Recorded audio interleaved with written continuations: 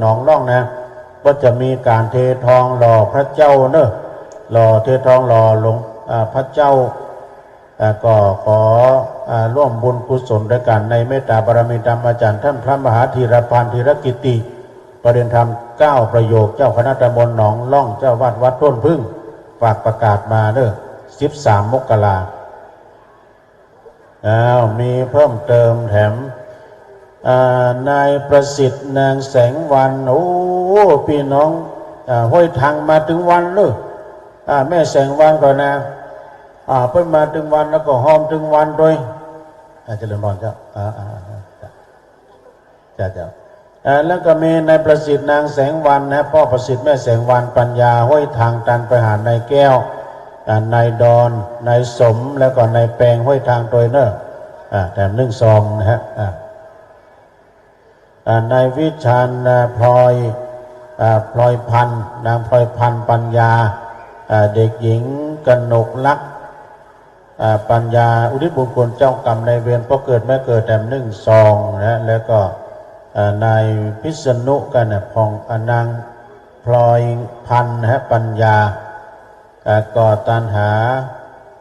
แล้วก็น้องกนกลักษณ์ปัญญาตันหาเตมุตดาแถม40 บาทเนอะมีนายณัฐวุฒิพ่วงแพนะการเจ้ากรรมในเวรแถม1 ซองแม่รวยปัญญาเนี่ยแม่รวยกว่ามาเนอะพี่น้องไว้ทางปูตัวนอนเนอะจำนวนแถม100 บาทเจ้าโอ้ยแม่มาเชิญบอลเจ้าแม่อุยติ๊บขาวอ่อนตันไส้ตันแตนโดยเนอะแต่จำนวน100 บาทเนาะขอบคุณเนอะอันนี้แม่บัวลอยปัญญาดงเนี่ยพี่น้องจากบ้านศาลานะพี่น้องนะครับบ้านต้าศาลานี่ร่วมดันบุญมาแต่1 ซองอันนี้ซองไปไหนอาจารย์ขอบคุณแม่บัวลอยเนอะปัญญาดงนะครับก็ขอแทรกกับเสียงกับหลวงพ่อตุลุงยองก่อนนะครับเนาะครับวันนี้ก็เป็นวันที่22 ธันวาคม 2566นะครับเนาะซึ่งวันนี้ก็เป็นวันสุดท้ายเป็นวันออกปฏิบัติกรรมออกกรรมหลวงนะครับเนาะของวัดมณฑลศรีอำเภอเดรอยวัดเชียงใหม่นะครับซึ่งวันนี้นะครับเนาะตังก็ได้มีเจ้าภาพนะครับถวายภัตตาหารในวันนี้ซึ่งจองเมื่อปีแล้วกับปีนี้นะครับเนาะซึ่งวันนี้ก็มีคุณบุญชาญคุณบุญมีจุมนาฝ่ายนะครับจากจังหวัดลำปางเป็นเจ้าภาพถวายภัตตาหารในวันนี้นะครับแล้วก็มีนายธวัชชัยนางกัญจนาใจพระนาทองเป็นเจ้าภาพวันนี้ตัวนะครับแล้วก็มีแม่พิมพาสุยพลเป็นเจ้าภาพวันนี้พร้อมด้วยถวายอาหารเป็นขนมแฮม400 ชุดนะครับแล้วก็มีคนกนกพิษชัยนาล้านนานาพรอำเภอฝางนะครับหรือว่าเจนานะครับเนาะเป็นเจ้าภาพในวันนี้ซึ่งเป็นร่วมเป็นเจ้าภาพถวายภัตตาหารในวันสุดท้ายวันนี้นะครับสำหรับเจ้าภาพการเต้นการทำในวันนี้นะครับแล้วก็มีคุณกนกพิษชัยนาล้านนานาพรฝางนะครับเป็นเจ้าภาพการเต้นร่วมกับคุณจันทิพย์อินตะปัญญาจากฝั่งเมืองการบ้านห้วยงูหน่อยนะครับเนาะซึ่งมาเป็นเจ้าภาพการเต้นการทำในวันนี้พร้อมด้วยเจ้าภาพถวายภัตตาหารในวันนี้ตัวนะครับเนาะปัจจัยแต่ละบาทแต่ละสตางค์นี่ก็ถวายพระเดชพระคุณหลวงพ่อไปแล้วนะครับแต่ก็ดีขอแจ้งบอกถึงกับศรัทธาเฮาตัวนะครับเห็นอย่างหนึ่งวันนี้ก็เป็นวันสุดท้ายที่เราออกกรรมหลวงนะครับเนาะให้ได้มีการเวียงตันไส้ตันเต็มตันถนนหนทางที่เราได้ร่ำนึกคือสร้างมาได้5-6 วันมาแล้ววันนี้ก็เป็นวันสุดท้ายวันสุดท้ายนะครับน้องให้ได้โอกาสเวียงตันถนนตัวหรือว่าจะได้ตันไส้ตันเต็มตัวนะครับอันนี้ก็เลยแจ้งบอกศรัทธาเขาได้รับทราบแบบนี้เรื่องเวลานี่เราต้องเอาเวลามาเป็นกำแพงกั้นนะครับเนาะเดี๋ยวรอขวายหันหน่อยนะครับเขาก็เริ่มทำพิธีทางศาสนานะครับเนาะอันนี้ก็เลยแจ้งบอกศรัทธาเขาตัวนะครับเขาขอนิมนต์ตุลุงยองต่อครับนี่ก็พี่นันเหลือมาแจ้งเจ้าภาพเนอะวันนี้ขอบคุณพี่นันเลยวันนี้จะเอาเสียงวอนนี่นะเอาเสียงมาทีกันนะขอเด้อพี่น้องเมืองฝั่งขอพี่นันว่าเอาเสียงมาทีกันนะอ่อนช้อยแล้วก็พระครูสุเมธก็บอกว่าใครเขาอยากกินข้าวกินไปเรื่อยๆนะโยมเนอะมันจะขวายน้อยนะลองต้องไปก่อนนะลองต้องกับไปก่อนที่ห้องอาหารเนอะ พระจำเนียนหลวงพี่จำเนียนอมโรนะฮะประกับศิลนี่ก็นอนแล้วก็เปิ้นกันน้ำก็ไฟเป็นก้าบหินปูนทรายอิฐและก็หลายๆอย่างอีก200 บาทจ้าสาธุสาธุอนุโมทนาหลวงพี่อันนี้มีในนะขอบคุณนะมีเพิ่มเติมแถมก็แม่ทัพนะร่วมทำบุญพี่น้องบ้านดงเหนือก็มานึกการน้ำก็ไฟไปดงหลวงมาก็วันที่1เนอะพักกันที่วัดดงหลวงนึกดงหลวงนี่เพิ่นจะมีงานประเพณีส่งน้ำพระธาตุเจดีย์ศรีดงหลวงในวันที่31 มกรา31 ธันวาแล้วก็1 มกราเนอะเพิ่นจะมีสืบชะตารับวันปีใหม่ตัวที่วัดดงหลวงในเมตตาบารมีธรรมอาจารย์พระครูสุตตกัลยาณกิจอาจารย์มหาจำลองมันตรงกันถึงที่พี่น้องศรัทธาวัดหนองยวงเลยเนอะหนองยวงก็มีไปแข่งกองหลวงบ่กะหนองยวงก็คนหลายนะนั่นพระครูเมธานันทกิจด็อกเตอร์นะเพิ่นก็มีพร้อมกันชื่อจัตตาหลวงโดยนางโสภาสิทธิกิจเนอร์ห่วงทำบุญทานประหาพ่อสมจันแดงแล้วก็แม่เพชรสิทธิตันโดยนางสาวโสพินจันแดงโดยนะฮะที่ล่วงลับไปเนาะเอาแม้แต่มีแม่ด้วยพี่น้องกำลังมาเนี่ยพี่น้องทางใดเอาเลยตามเจตนาด้วยท่านนั้นนายทันนายทันอันก็นี่โชคภัยบูรณ์นะพร้อมครอบครัว200 บาทเนอะชันทันก็นี่เนาะขอบคุณเนอะแม่อัมพรทมินทรนะแม่อัมพรทมินทรอันนี้ประโยชน์ต้าศาลาเนอะร่วมทำบุญแถม200 บาท100 บาทเนาะขอบคุณเนอะขอบคุณจดลายใหม่นามจดชื่อเสียงเรียงนามปัจจปูจาขานใบสีมาเรื่อยๆวันนี้แม่ทิศว่าต่อได้วันไหนๆก็วันสุดท้ายต่อได้ ต่อบุญนะบุญต่อบุญนะโยมนะวันที่13 ถึง 16 มกรางานปล่อยหลวงที่วัดบ้านใหม่พัฒนาตำบลยางครามนึกอาจารย์ท่านพระครูสถาพรพัฒนารังสีเจ้าคณะตำบลยางครามก็จะมีปล่อยหลวง13 14 15 16 13นี้พุทธาภิเษกสวดมนต์ตันวันที่15นั้นกวดตานเข้า16เป็นวันตานเนอะมกราพุ่นนะแม่น้อยจันในนาเนอะหนองพระขาวหอมตัวนอนแต่50 บาทแม่น้อยจันในนาอยู่บ้านได้ยินเพิ่นโทรสายตะเล็บแก๊บมาให้พี่อมพรเนี่ยเพื่อนรอทานหอมของเราเด้อ50 บาทเด้อจะไปลืมไม่ใช่นี่เพิ่น แล้วก็วันที่28 ธันวาถึงวันที่1 มกราเข้ากำที่วัดบ้านถ้ำห้วยน้ำขาววัดบ้านถ้ำห้วยน้ำขาวคณะสงฆ์ตำบลยางครามเนาะแล้วก็งานดำงานเรื่องงานส่วนรวมถึงพี่น้องอำเภอดอยหล่อเฮาเนอะประเด็นนี้นะเพิ่นจะมีความต้องการที่จะเอาอำเภอดอยหล่อเนี่ยนะเป็นพุทธมณฑลประจำจังหวัดเชียงใหม่มี1 เดียวในจังหวัดเชียงใหม่ในวันที่1นั้นเพิ่นจะมีการทอดผ้าป่าด้วยวันที่1นั้นเพิ่นจะมีการทอดผ้าป่าพุทธมณฑลสำนักงานพุทธมณฑลนะที่ทกเสือในงานนี้ในเมตตาบารมีธรรมพระเดชพระคุณท่านเจ้าคุณพระเทพมังคลาจารย์เจ้าคณะจังหวัดเชียงใหม่อาจจะมาเป็นประธานด้วยนะฮะพี่น้องเขาก็ไปกินไปทานกันเด้อนัดแรกนะฮะจะมีการทานผ้าป่านะอันนี้เดี๋ยวกันนะพี่ศรัทธาเนาะในมณีเหล่าเขตกิจนี่เนาะนางศรีลาไม่เขียนให้กับเนี่ยนะนางศรีลาเนาะร่วมทำบุญจำนวน100 บาทอันนี้เต็นโชคดีเต็นรถหันแก้วเต็นรถเนาะขายดีเนอะเดี๋ยวไปพอสักการก่อนไปพอมได้นะมีเจ้าตังซื้อก็ได้ด้วยก่อนอันนี้เต็นรถนะเนี่ยเจ๊เต็นรถก็มาร่วมทำบุญโดยเต็นโชคดีของการแม่นไข่หมาเนอะเจเนอะเงินเข้างานเข้านักเปิดขายดีนัก แม่ดีสิทธิกิจอุทิศบุญกุศลเจ้ากรรมนายเวรพวกเกิดแม่เกิดและก็เต็มพุทธวดาแถม40 บาทเนาะเอามาเลยแม่เอาอย่างนางรัตินันท์มักกอกคำพี่น้องบ้านบ่อหินนี่ตันไปหาพ่อยกแม่ดีจันหลวงเจ้ากรรมนายเวรโดยแถม100 บาทเนอะโอ้แต่คืนนี้เพิ่นปล่อยพุกันรัฐมนตรีเขาบอกใช่ผู้ทำรัฐมนตรีว่าร้อยตำรวจตรีก็หูแล้วก็เขียนไปก็อ่านตามนั้นเนาะเขียนกันเดี๋ยวน้องเขาตายเขียนคนเป็นในหรอกเขียนกับอุทิศนี่กันแม่ก็กันรัฐมนตรีอาบสุสมัยร้อยตำรวจตรีนะครับนี่อย่างนี้เนี่ยจอมพลนี่นะฮะแต่ว่ารวมพล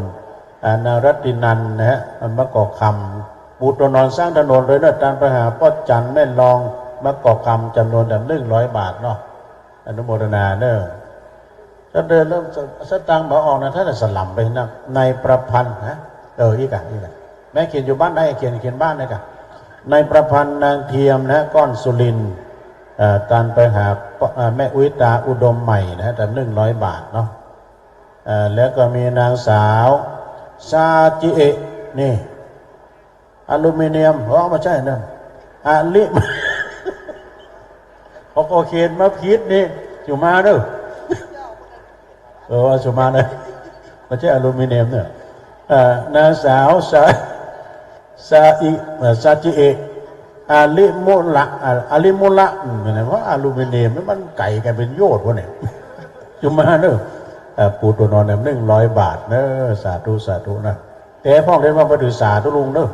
เยี่ยเนาะมาเล่นกับบโนบาโซกับบะม่วนก็เดียวนั่นนะครับแล้วมีนางนายทองเชิดชูพี่น้องบ้านปากตางเจริญเนอะผมตำบลตามไปหน้าแด่50 บาทแล้วอุทิศบุญกุศลไปหาอุ้ยมีนะแล้วก็นางตาคำแดงขาวเขียวแถม50 บาทรวมเป็น100 บาทเด้อแล้วก็มีนางสาวชับบาพรสุดานะปันถาเด้อ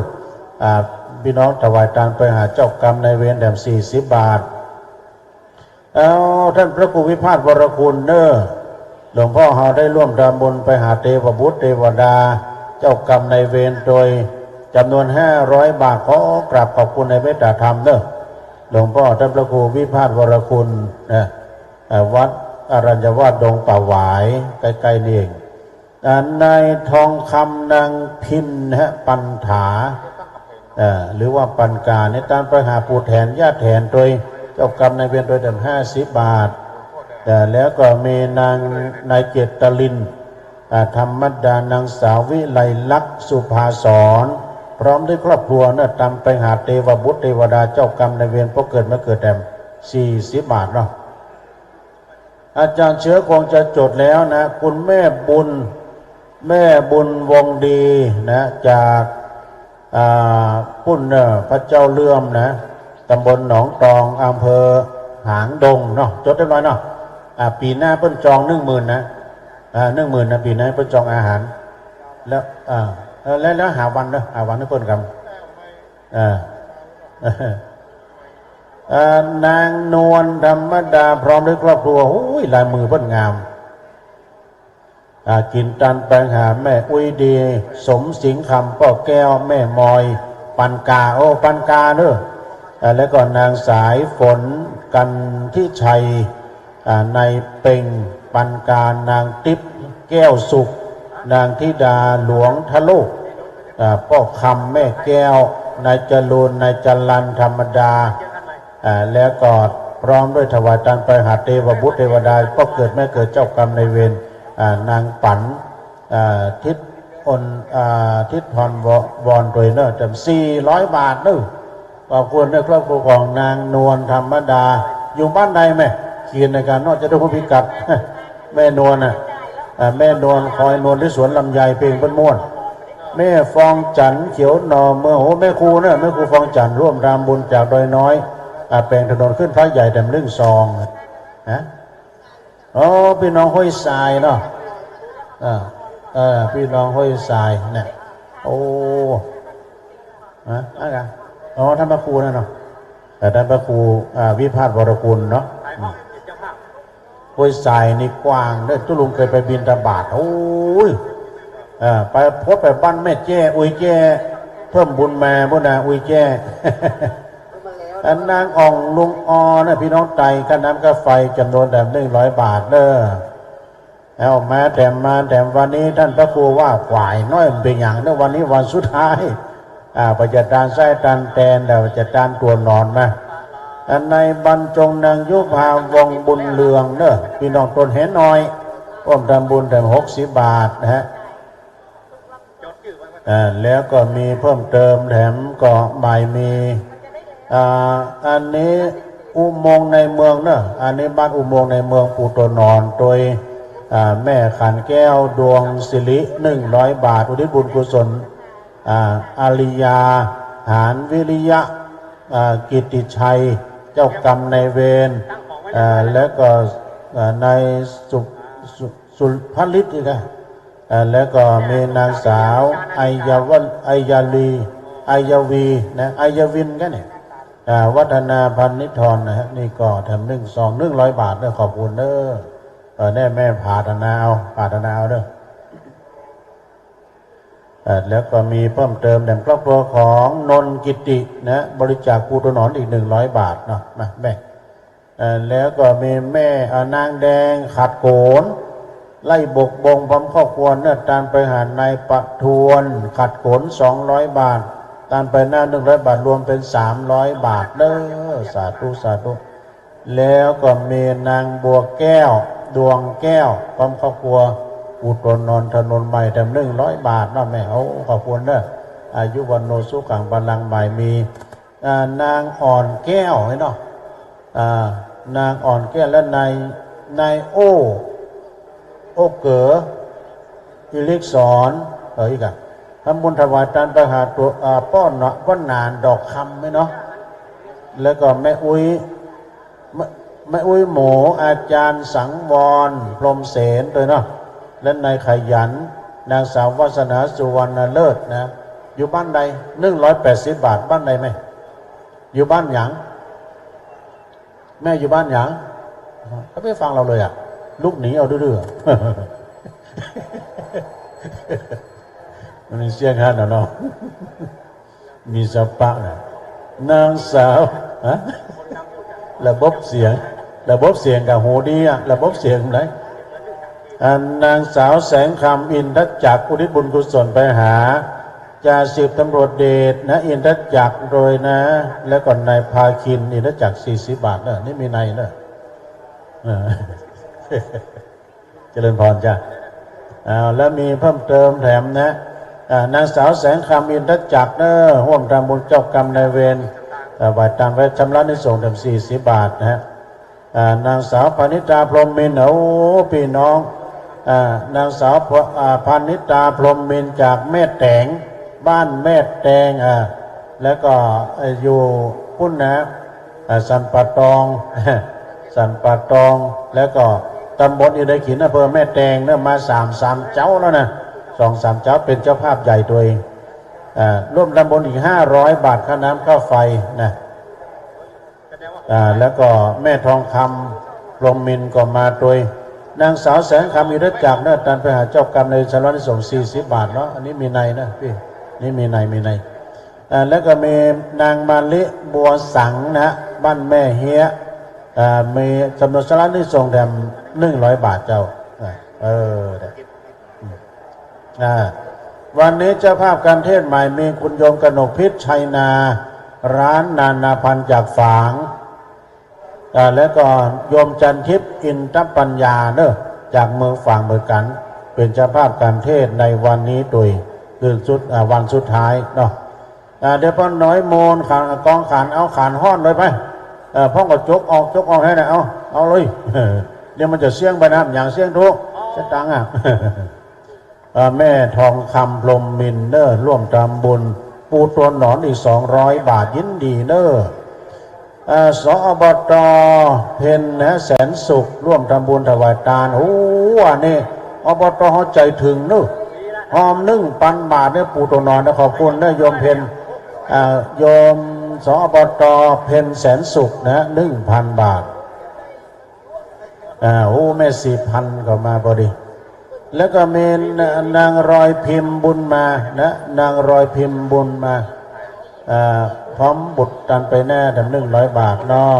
โอ้แม่บุญศรีสร้างเลี้ยงมากับเดือดร้อนกันเนาะปอศีลาแม่บุญศรีสร้างเลี้ยงตุ่นพึ่งน้องหลองเนอะตามบุญกันเจตุลุง1 ซองเนอะนี่นะท่านอาจารย์สิริชัยรับทราบตามนี้นะแล้วก็วันที่13เนี่ยแม่ศรีป้ากันเนอะก็จะรอพระเจ้านะท่านมหาเบี้ยวท่านมหาเบี้ยวนะปท9ตอนนี้พ่อน้อยโมนเนอะพ่อน้อยโมนกองขันเอาขันห้อนแล้วจะใส่ขันเทศด้วยกันเชิญนึไปตามพี่น้องไตพวกโดยนางสาวแสงคำอินทจักรทำบุญไปหาอุ้ยสุขอุ้ยเป่งอินทจักรแต่100 บาทนะนี่มีในไปเจิญเจ้าสดาญาติโยมทั้งหลายไปลืมนะวันที่1นะเป็นศักราชใหม่วันที่1 มกรานะฮะหน้าที่สำนักงานพุทธมณฑลบ้านทกเสือก็จะมีการทอดผ้าป่าเด้อเป็นรอบปฐมมาเลิกหลวงพ่อใหญ่นะหลวงพ่อจังหวัดเขาบอกว่าเงินคำเงินบักเกียวของหันหน้ากันเด้อนี่นะไปสร้างพลังความสามัคคีของพี่น้องโดยหล่อเขาเด้อตึงไปในตึงไปนอกแต่ว่าจะเป็นทางคณะพระสงฆ์แล้วก็ชมรมกำนันผู้ใหญ่บ้านขึ้นมหาชนเฮานะอำเภอโดยหล่อเป็นอำเภอน้อยแต่มีความสมัครสมานสามัคคีกันเป็นอย่างดีนะ1 เดียวในจังหวัดเชียงใหม่นะเพิ่นมาตกบ้านเฮาเพิ่นใส่พานมาบ้านเฮาแล้วนะแถมนอกจะมีกิจกรรมหลายอย่างนะบอกว่าจะเป็นกิจกรรมดีในเพิ่นจะพระราชทานสมณศักดิ์พัดยศเนี่ยบนอำเภอจอมทองวัดพระธาตุเจ้าศรีจอมทองก็ว่าได้แต่นั้นรวมพลังเนี่ยวันที่1นะท่านในอำเภอก็จะมานะนี่มีเพิ่มเติมนะปู่ตัวหนอนวัดม่อนฤาษีสถาป้อป๋าแม่ศรีพันธ์คำจันทร์นึร่วมกำบุญพี่น้องสองแควมาแล้วแต่100 บาทเจ้าสาธุมาแล้วพี่น้องไตเหมาแล้วมาวันนี้มาผักก็ได้ของดีมาแล้วเว้ยเจ้ามาแล้วอันนี้แม่พิมพ์วันเนอแสนสุขอุทิศบุญกุศลไปหาพ่อดีแสนสุขแม่นวลแสนสุขนายไพโรจน์แสนสุขแล้วก็นายประพันธ์พุทธชัยจำนวน300 บาทขอบคุณแม่หลวงเนอะแล้วก็พ่อเป่งแม่อุยทานันนนทธรรมนายประสงค์นนทธรรมนายบรรจงนนทธรรมนายจำหลัดนนทธรรมนั้น200 บาทเนอะแล้วก็มีเพิ่มเติมรัตานเจ้ากรรมนายเวรแดมเทพบุตรเทวดาพ่อเกิดแม่เกิด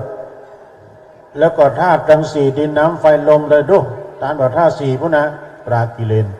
แต่การหาเจ้ากรรมในชำระในส่วนนั้น100 บาทเนอะหลายร้อยแล้วดูนะผู้มาดำเด้อผู้มาเพี้ยวเคียผู้มาเพี้ยวเคียผู้มาดำเด้อวะผู้มาเพี้ยวขี้หาลิ้นพันกัน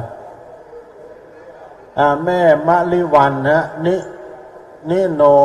จิโนด้วงจิโนด้วงนะพร้อมกับก่อสร้างถนนอีก500 บาทแล้วก็มีนายสุทนใจเมืองนะการไปหานางบัวจันทร์ใจเมือง300 บาทแล้วก็มีแม่สายพินนะพ่อเทาวังใหม่โอ้อันนี้พ่อเทาแม่สายพินเนอะอันนี้เพิ่นสร้างเพิ่นแปลงงานเมนโดยนะปีแล้วนี่ตานไปเรียบร้อยการไปหาพ่อสวัยนะก่อนตุ้ลุงนบโดยนี่แล้วก็ตุ๊บปี้เปี้ยวโดยตุ๊แต่1 ซองเนอะแต่กันเนาะตุ้ลุงนบนี่เป็นอ้ายของท่านพระครูสุเมธธรรมกรรมนะแต่ตุลุงเบี้ยวนี่ก็เพื่อเสียงเสียงบุญไปแล้วก็ตุลุงเนาะหลวงตาอินหลายตนเนอะที่เพิ่นละสังขารไปที่นี่นะที่หลวงที่อาจารย์พระครูสุเมธได้เป็นเจ้าภาพเป็นนั้นการประชุมเพลิงเนาะนายณนางเปาพี่น้องไตห่วมตำบลปู่ตัวนอนวัดม่อนฤาษี100 บาทนางนวลลุงทุนนะฮะพี่น้องไตการเจ้ากรรมในเวรจำนวนแด่ 50 บาทเนอสาธุสาธุระฆังยกสุดท้ายดังขึ้นพี่เลี้ยงลง ยกสุดท้ายระฆังลูกระเบิดนี่ก็ดังแท้น่ะระเบิดเพื่อมาตกปุ่นน่ะลายแม่วางปุ่นน่ะแล้วมันบ่ระเบิดเขาเอาต้นนั้นน่ะมาเอามาตีระฆังดังบ่รู้เอาไประฆังเอาประกาศว2ว8ทราบแล้วเปลี่ยนหอมแดงเรียกหอมขาวกระเป๋าเรียกกองก้อท่านพระมหาสมชาติชาตปัญโยไปว15ที่โรงโคด่วนเลยท่านมหาสมชาตินะครับได้ยินเสียงประกาศนี้แล้วนะไอเดชาว่าโยมต้องการพบที่โรงครัวนะเพื่อจัดการที่โรงครัวเนอะอาจารย์มหาสมชาติที่เพิ่นรับอาหารกับผู้นะไปเลยโยมเพิ่นรอหันเป็นกลุ่มผู้นะแล้วเนี่ยพอน้อยมูลเอาขันเอาบาทห้อนแล้วพอจะห้อมการเทศลือเอาพอจะห้อมการเทศเจิญเลยเจ้าเนาะพอน้อยมูลเอาขันห้อนแล้วนะขออนุโมทนาเนื้อสายทานบุญกับพี่กำนองสถานาบุญพี่น้องสองแควมาแล้วเจ้า สองแควมาแล้วมีนางเปาลุงนุนางเปาลุงนุพี่น้องไต่ร่วมทำบุญจำนวน20 บาทเด้อสาธุสาธุมีแหลมอันนี้ซองมีในเด้อหลวงพี่ปูตัวหนอนปรนองแม่แก้วพาแก้วชัยยาการไปหาพ่อเกิดไม่เกิดเจ้ากรรมในเวรแถม100 บาทปรนองแม่แก้วพาแก้วชัยยานะพร้อมบุตรหลานทุกคนร่วมทำบุญไปหาพ่อแก้วแม่นำเตจะวงกันนะ50 บาทเด้อแล้วก็สุเพนนะสุเพนคำสมป่ารกฟ้าโอ้พี่น้องป่ารกฟ้าก็มาเนอะร่วมทำบุญแถม100 บาทปูตัวหนอนอาจารย์บุญธรรมชัยเลิศนะ11 หมู่ที่ 2ตำบลแม่คือโอ้พี่น้องแม่คือดอยสะเก็ดเนอะร่วมทำบุญสร้างถนนปูตัวหนอนอีก500 บาทเจ้าสาธุสาธุอนุโมทนาสาธุการโดยเดี๋ยวจะมอบเวียนประเคนไม้ไปทางอาจารย์เชื้อนะฮะจะได้ประกาศรายชื่อเจ้าภาพที่จะได้จุดเทียนนะฮะจะได้จุดเทียนเครื่องบุญนะมาเรื่อยๆนะโยมเนอะวันนี้พระจะร่วมทำบุญกับมาเรื่อยๆอธิษฐานใจเนาะพระอาจารย์เน้นรักอยู่ทางหลังนี่เนอะพระอาจารย์เน้นรักอยู่ทางหลังนี่นะไปแล้วตุลุงกรมพอทางหลังเหรอพี่อยู่บ้านไหนพี่น้องบ้านใหม่สันตึงมากันหลายเนาะโอ้ขอบคุณนะพี่น้องใหม่สันตึงตัวพี่อาจารย์เชื้อทางตบปุ้นอันนี้อาจารย์สิริชัยอาจารย์สิริชัยแม่รัตนาชัยใจสวัสดิ์เนอพี่น้องใหม่สันตึงร่วมทำบุญทานไปหาป้อนนิวัฒน์ใจสวัสดิ์แล้วก็นายชีนาวุฒิใจสวัสดิ์โดยนะพี่น้องใหม่สันตึงแต่1 ซองนะแล้วรายชื่อเก็บไว้ก่อนเนาะรายชื่อเก็บไว้ก่อนจะได้มอบเวรประเคนใหม่ไปทางอาจารย์เชื้อ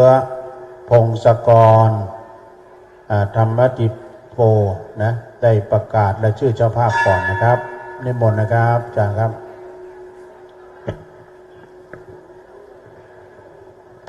ขอเจริญพรคณะศรัทธาตอนนี้ระฆังสัญญาณระฆังดังขึ้นแล้วเตรียมเนื้อเตรียมตัวเด้อเข้ามาสู่ด้านในธรรมศาลาหลวงพ่อตันใจวัดมอนฤาษีเด้อกราบนิมนต์ครูบาอาจารย์นะครับขอนิมนต์ครูบาอาจารย์ทุกรูปทุกองค์นะครับพร้อมทั้งอาจารย์กรรมอาจารย์ที่เป็นทำหน้าที่เจ้าหน้าที่ทุกรูปนะครับวันนี้นิมนต์ทุกรูปทุกองค์วันนี้เราจะบิณฑบาตทุกรูปนะครับไม่ให้เหลือสักรูปเพราะว่าหลวงพ่อพระครูสุเมธธรรมเสวีจะได้ทำบุญนะครับจะได้ทำบุญกับครูบาอาจารย์พระเถรานุเถระ ผู้มาประพฤติปฏิบัติธรรมวันนี้เราออกกันเมื่อวานแล้วเนาะวันนี้ก็เป็นวันทำบุญใหญ่ฉะนั้นก็เดี๋ยวจะกราบนิมนต์หลวงพ่อสอยไปแล้ว ผู้ที่มีรายนามต่อไปนี้ขอเรียนเชิญเจริญพรขึ้นมาตั้งบนเด้อที่มีชื่อรายนามต่อไปนี้เจริญพรคุณโยมบุญชาญคุณโยมบุญมีจุมนาฝายกราบนิมนต์ท่านอาจารย์ธีรนันท์ทิตธรรมโมอันนี้ต้นบุญทำถนนนะครับโอนให้หลวงพ่อเรียบร้อยทำไปเรียบร้อยแล้วหมดจำนวนเงินไปประมาณ 50,000แล้วก็ข้างหน้าก็อีก150 เมตรยังไม่ได้ทำแต่ว่าจำนวนจตุปัจจัยก็ยังอยู่ที่อาจารย์สิริชัยได้ตอนนี้ก็ประมาณ 30,000 บาทวันนี้จะได้เท่าไหร่ก็แล้วแต่เราจะรวบรวมกันทำถนนสร้างทางขึ้นที่หลวงพ่อพระพุทธคีรีศรีประธานพรด้านหน้าท่านอาจารย์ธีรนันท์เตรียมตัวแล้วก็ท่านอาจารย์หมายเลข176 176 ด้วยท่านอาจารย์ธีรนันท์ใน134เจริญพรนายทวัชชัยนางกัญจนาใจพนะทองเจริญพรแม่พิมพาสุยพลเจริญพรคุณกัลยาชัยสุฮอดเยินเชิญคุณโยมกนกพิษชัยนาร้านนานาพันธ์อำเภอฝางเจริญพรคุณโยมจันทิพย์อินตะปัญญาทางด้านบนเพื่อจะมาจุดเทียนธูปบูชาพระรัตนตรัยแล้วก็จุดเทียนสัตพันธ์ประเคนขันศีลจุดเทียนส่องธรรมเป็นลำดับไปเรียนเชิญเจริญพรท่านอาจารย์ธีรนันท์กับอาจารย์หมายเลข176ขึ้นมานั่งด้านบนนั่งด้านบนได้เลย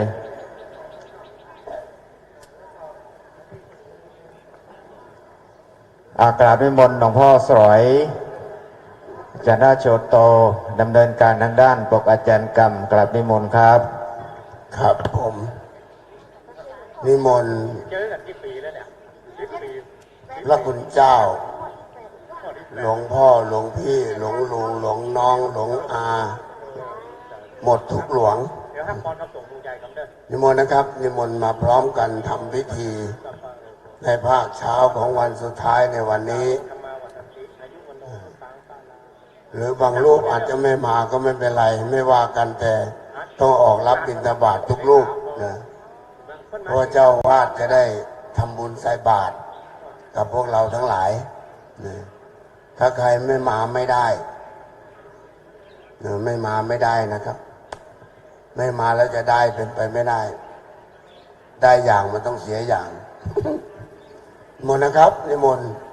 เพราะตอนนี้ส่วนใหญ่โยมก็พร้อมแล้วนะยังเหลือพวกเราทั้งหลายนี่แหละยังไม่พร้อมนั่นก็ขอให้มาพร้อมกันรับบาตรแล้วก็ใครจะเดินทางก็เดินทางใครจะไม่เดินทางก็อีกเรื่องหนึ่งนะแต่เราต้องออกมารับบาตรของเจ้าวาดนะวันนี้เป็นรับบาตรเจ้าวาดนะครับไม่ใช่รับบาตรของญาติโยมอย่างเดียวรับบาตรเจ้าวาดเพราะว่าท่านจะทำอย่างนี้ทุกปีพอวันที่22ทุกปีก็จะได้ใส่บาตรนะถวายจตุปัจจัยบ้างเล็กๆน้อยๆนะจะว่าถวายทั้งหมดก็ไม่ได้ถวายทั้งหมดรถคันหนึ่งเป็นแสนถวายไม่ได้นะว่าแต่เพราะเท่าที่จะเป็นไปได้เขาเรียกว่าทำตามกำลังศรัทธานะแล้วก็อีกส่วนหนึ่งก็อาจจะมีญาติโยมเวลาไปบิณฑบาตเนี่ยจะมีญาติโยมใส่อีกส่วนหนึ่งนะอันนั้นเป็นส่วนของญาติโยมเขามนต์นะครับนิมนต์มาพร้อมกันนี่ได้ก่อนที่จะออกรับบิณฑบาตเราก็จะได้สมาทานกรรมฐานกัน นะนั่งกรรมฐานให้จิตสงบสักระยะหนึ่งฟังการกล่าวสัมโมทนีคาถาไปด้วยเจริญภาวนาไปด้วยเมื่อจิตเป็นมหากุศลแล้วก็ไปรับบาตรจากญาติโยมอธิษฐานอย่างน้อยที่สุดญาติโยมอธิษฐานแล้วก็อาจจะนะถ้าใครมีสมาธิดีๆอาจจะทำให้ญาติโยมสาธุชนทั้งหลายนั้นได้สำเร็จตามความปรารถนาของญาติโยมที่อธิษฐานไปนั้นด้วยแรงอานุภาพของสมาธิของพวกเราทั้งหลายครับ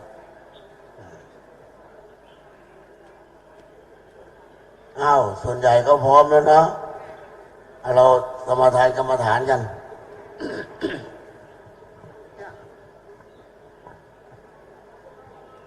ว่าพร้อมกันเลยอิมินาสกาเลนะพุทธังอภิปูชยามาอิมินาสการเรนะธัมมังอภิปูชยามาอิมินาสการเรนะสังฆังอภิปูชยามาอะระหังสัมมาสัมพุทโธภควาพุทธังภควันตังอภิวาเทมิสวากขาโตภควตาธัมโมธัมมังนัมสสามิสุปฏิปันโนภะคะวะโตสาวกสังโฆสังฆังนามามินะโมตัสสะภะคะวะโตอะระหะโตสัมมาสัมพุทธัสสะนะโมตัสสะภะคะวะโตอะระหะโตสัมมาสัมพุทธัสสะนะโมตัสสะภะคะวะโตอะระหะโตสัมมาสัมพุทธัสสะอุกาสะณโอกาสบัดนี้ข้าพเจ้าขอสมาทานเอาซึ่งพระกรรมฐานขอคณิกะสมาธิอุปจารสมาธิอัปปนาสมาธิและวิปัสสนาญาณขอจงบังเกิดขึ้นในขันธสันดานของข้าพเจ้าจะตั้งสติกำหนดไว้ที่ลมหายใจเข้าออกลมหายใจเข้ารู้ลมหายใจออกรู้3 หนและ7 หน100 หนและ1,000 หนด้วยความไม่ประมาทตั้งแต่บัดนี้เป็นต้นไปครับตอนนี้ได้เวลาแล้วที่เราจะได้ทำพิธีทางศาสนาช่วงนี้ตอนนี้ไปขอเชิญทุกคนทุกท่านญาติโยมสงบกายสงบวาจาสงบใจใจดีคือพระพุทธใจบริสุทธิ์คือพระธรรมใจน้อมนำคือพระสงฆ์ต่อไปเจริญพรเรียนเชิญคุณโยมบุญชาญคุณโยมบุญมีจุมนาฝายจุดธูปเทียนบูชาพระรัตนตรัยเจริญพร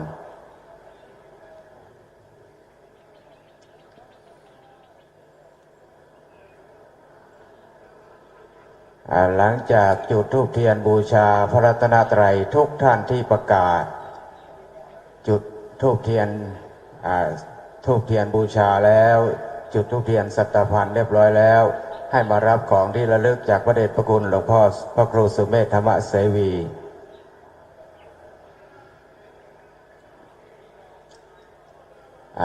นั่งก่อนนั่งก่อนเดี๋ยวรอก่อนเนาะเรียนขอกราบนิมนต์ท่านอาจารย์ชยนันท์กิติโสพโนจุดเทียนสัตพันธ์เล่มที่หนึ่งนมัสการนิมนต์พระอาจารย์ธีรนนท์ทิตธรรมโมจุดเทียนบูชาสัตพันธ์เล่มที่สอง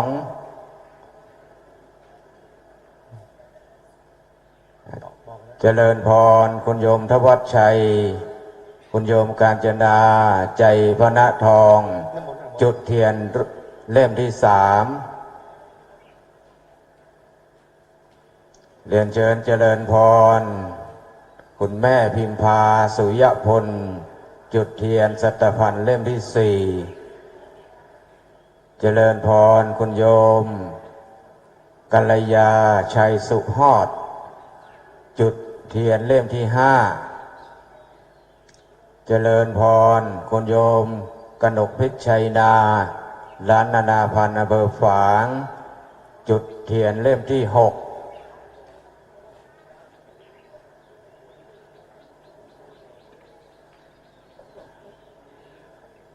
เจริญพรคุณโยมบุญชาญกับคุณโยมบุญมีจุดอีกเล่มหนึ่งพร้อมกันเล่มที่เจ็ด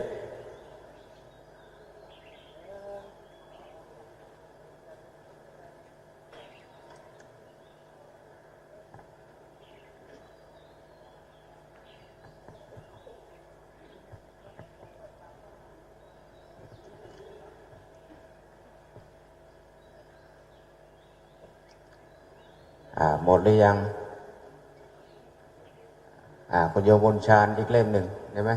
คุณโยมบุญชาญกับคุณโยมบุญมีจุดด้วยกันคุณเจริญพรคุณโยมกนกพิชัยนาคุณโยมจันทิพย์อินทปัญญาประเทศพร้อมกันจุดเทียนส่องธรรมลงไปแล้วมั้งเนี่ยยังไม่มาทางจุดเทียนส่องธรรมด้วยยังอีกเล่มหนึ่งเมื่อจุดเทียนส่องธรรมเรียบร้อยแล้วก็ประเคนขันขอศีลแก่หลวงพ่อพระครูสุเมธธรรมเสวีด้วย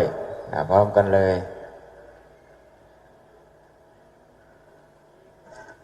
ข้างล่างก็ตั้งอกตั้งใจวันนี้วันสุดท้ายแล้วที่เราจะได้ทำบุญใหญ่ในงานประพฤติวัดปฏิบัติธรรมงานปริวาสกรรมวัดม่อนฤาษีปีหน้าก็มีอีกแล้วก็เจริญพรคุณโยมแม่บุญวงดีร่วมเป็นเจ้าภาพอีก 10,000 บาทเจ้าภาพยังไม่มาโทรมาบอกแล้วเนาะไปเกณฑ์ขันศีลเรียบร้อยยังเรียนเชิญคุณโยมบุญชาญบุญมีจุมดาวฝ่ายรับของที่ระลึกจากหลวงพ่อทั้งสองคนเจริญพรที่มีหมายเลขเมื่อกี้ใครเราต่อไปอาจารย์ชยนันท์กิติโสพโนรับของที่ระลึกจากพระเดชพระคุณหลวงพ่ออาจารย์ธีรนนท์ทิตธรรมโมด้วยเจริญพรคุณโยมทวัชชัยคุณโยมกาญจนาใจพระณทอง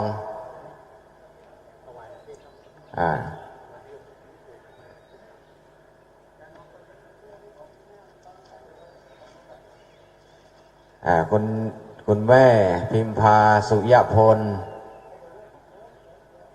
นั่งนี่เลย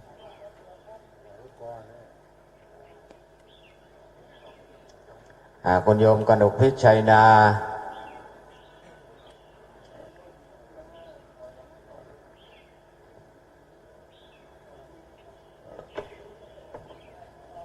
ที่เหลือนี่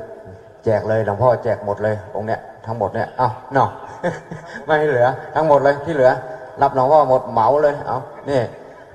ไม่รู้ว่ามีชื่อไม่มีชื่อเสร็จแล้วก็ลงไปข้างล่างได้เลยเนาะลงไปข้างล่างเลยจะเอ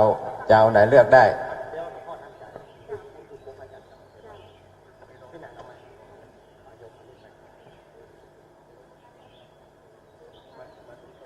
มาทุกคน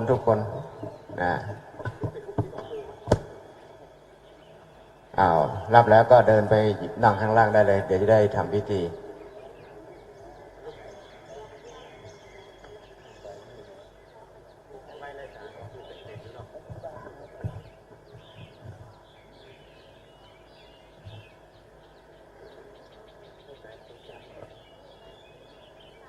เลือกได้หมดเหมือนกันเอาบ้านท่านมหา ช่วยกันทำมาหากินหน่อยจะได้ทำพิธีข้างล่างวันนี้จะสายหน่อยเนาะบอกเป็นยังวันนี้บุญใหญ่บุญหลวงเรียบร้อยแล้วก็เสร็จแล้วก็เรียบร้อยแล้วก็เดินนั่งไปนั่งข้างล่างได้เลยนั่งข้างล่างได้เลย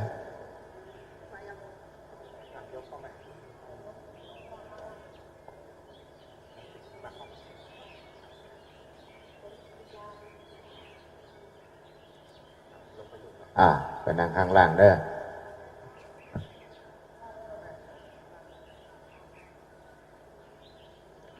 ตอนนี้ไปเจริญพรพ่ออาจารย์นันเหลิม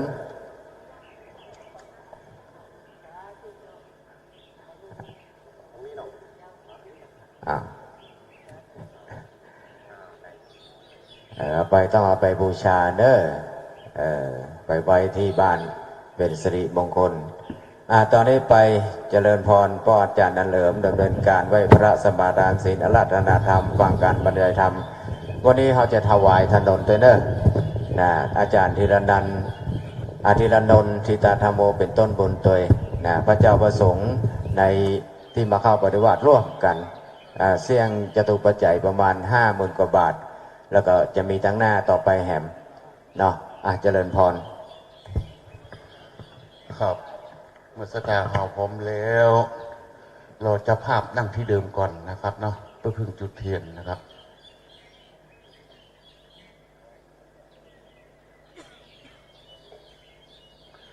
สักครู่พนมมือกับกู้คนนะครับเด้อพนมมือกับกู้คน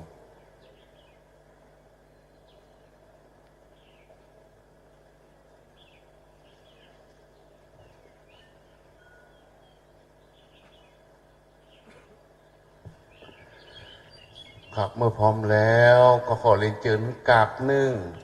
1กราบ2กราบ3อิมินาสกาเลนะพุทธังอภิปูชยามาอิมินาสกาเลนะธัมมังอภิปูชยามาอิมินาสกาเลนะสังฆังอภิปูชยามาอะระหังสัมมาสัมพุทโธภะคะวาพุทธังภะคะวันตังอภิวาเทสวังคาโตภะคะวะตาธัมโมธัมมังนามัสสามิสุปฏิปันโนภะคะวะโตสาวกสังโฆสังฆังนะมามิปนน้อยปนนานขึ้นกรรมฐานเด้อ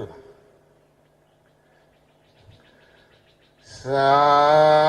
ธุนามามิพุทธังปุณณาสาการันตังนามามิธัมมังมุนีราจา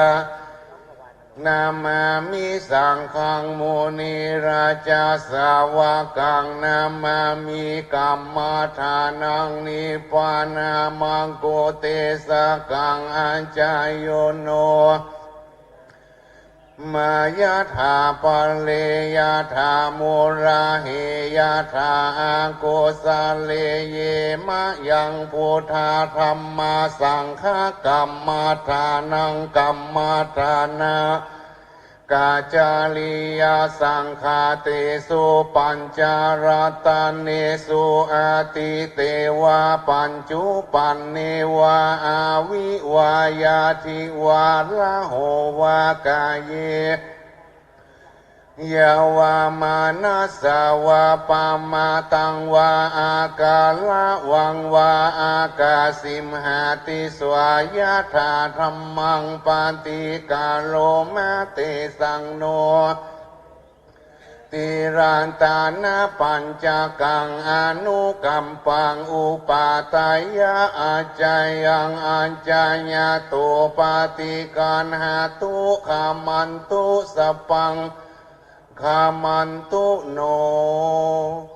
สาตุมายังพันเตติสารเนนะส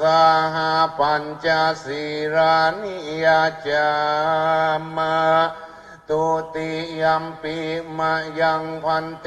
ติสารเนนะสหปัญจศีรานิยจามะตาติยัมปิมายังพันเต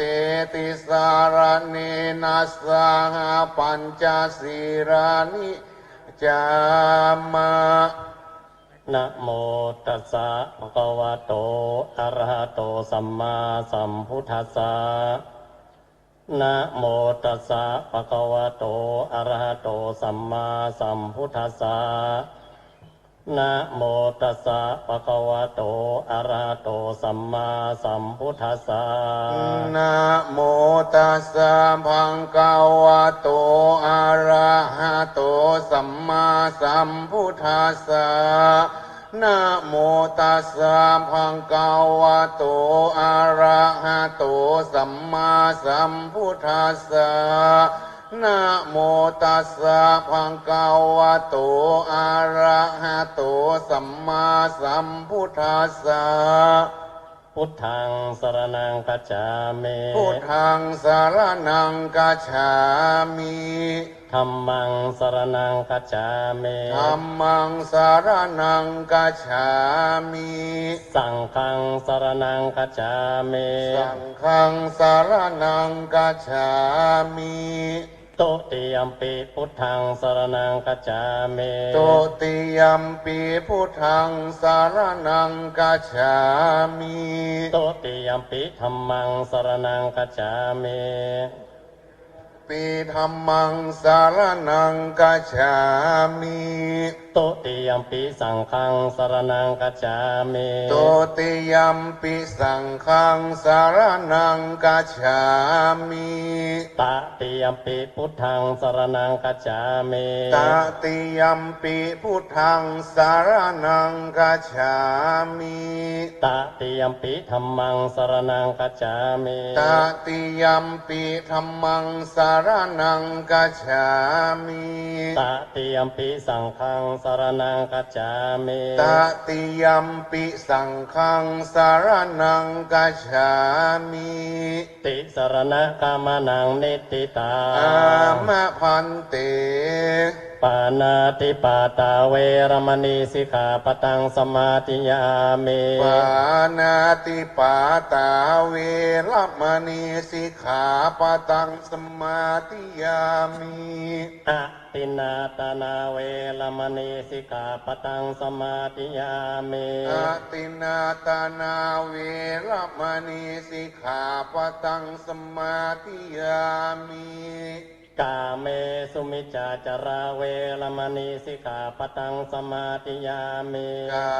เมสุมิจฉาจาราเวรมณีสิกขาปตังสมาธิยามิ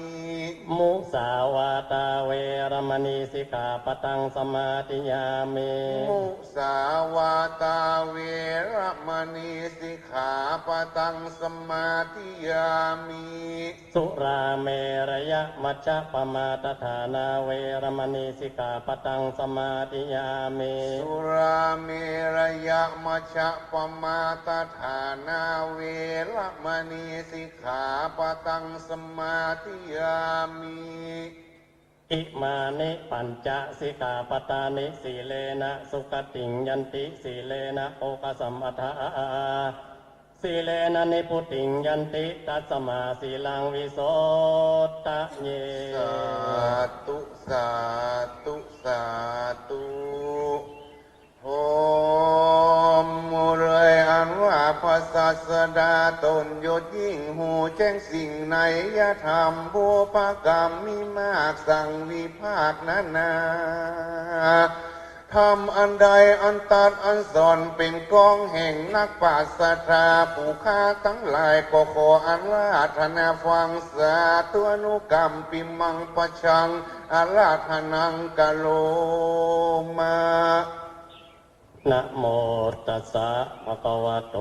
อะระหะโตสัมมาสัมพุทธัสสะนะโมตัสสะ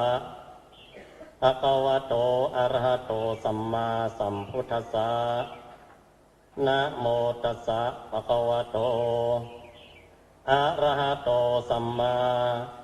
สัมพุทธัสสะวิสาสะปรมายาติติขอนอบน้อมเอาคุณแก้วสามประการมาเป็นที่พึ่งที่ระลึก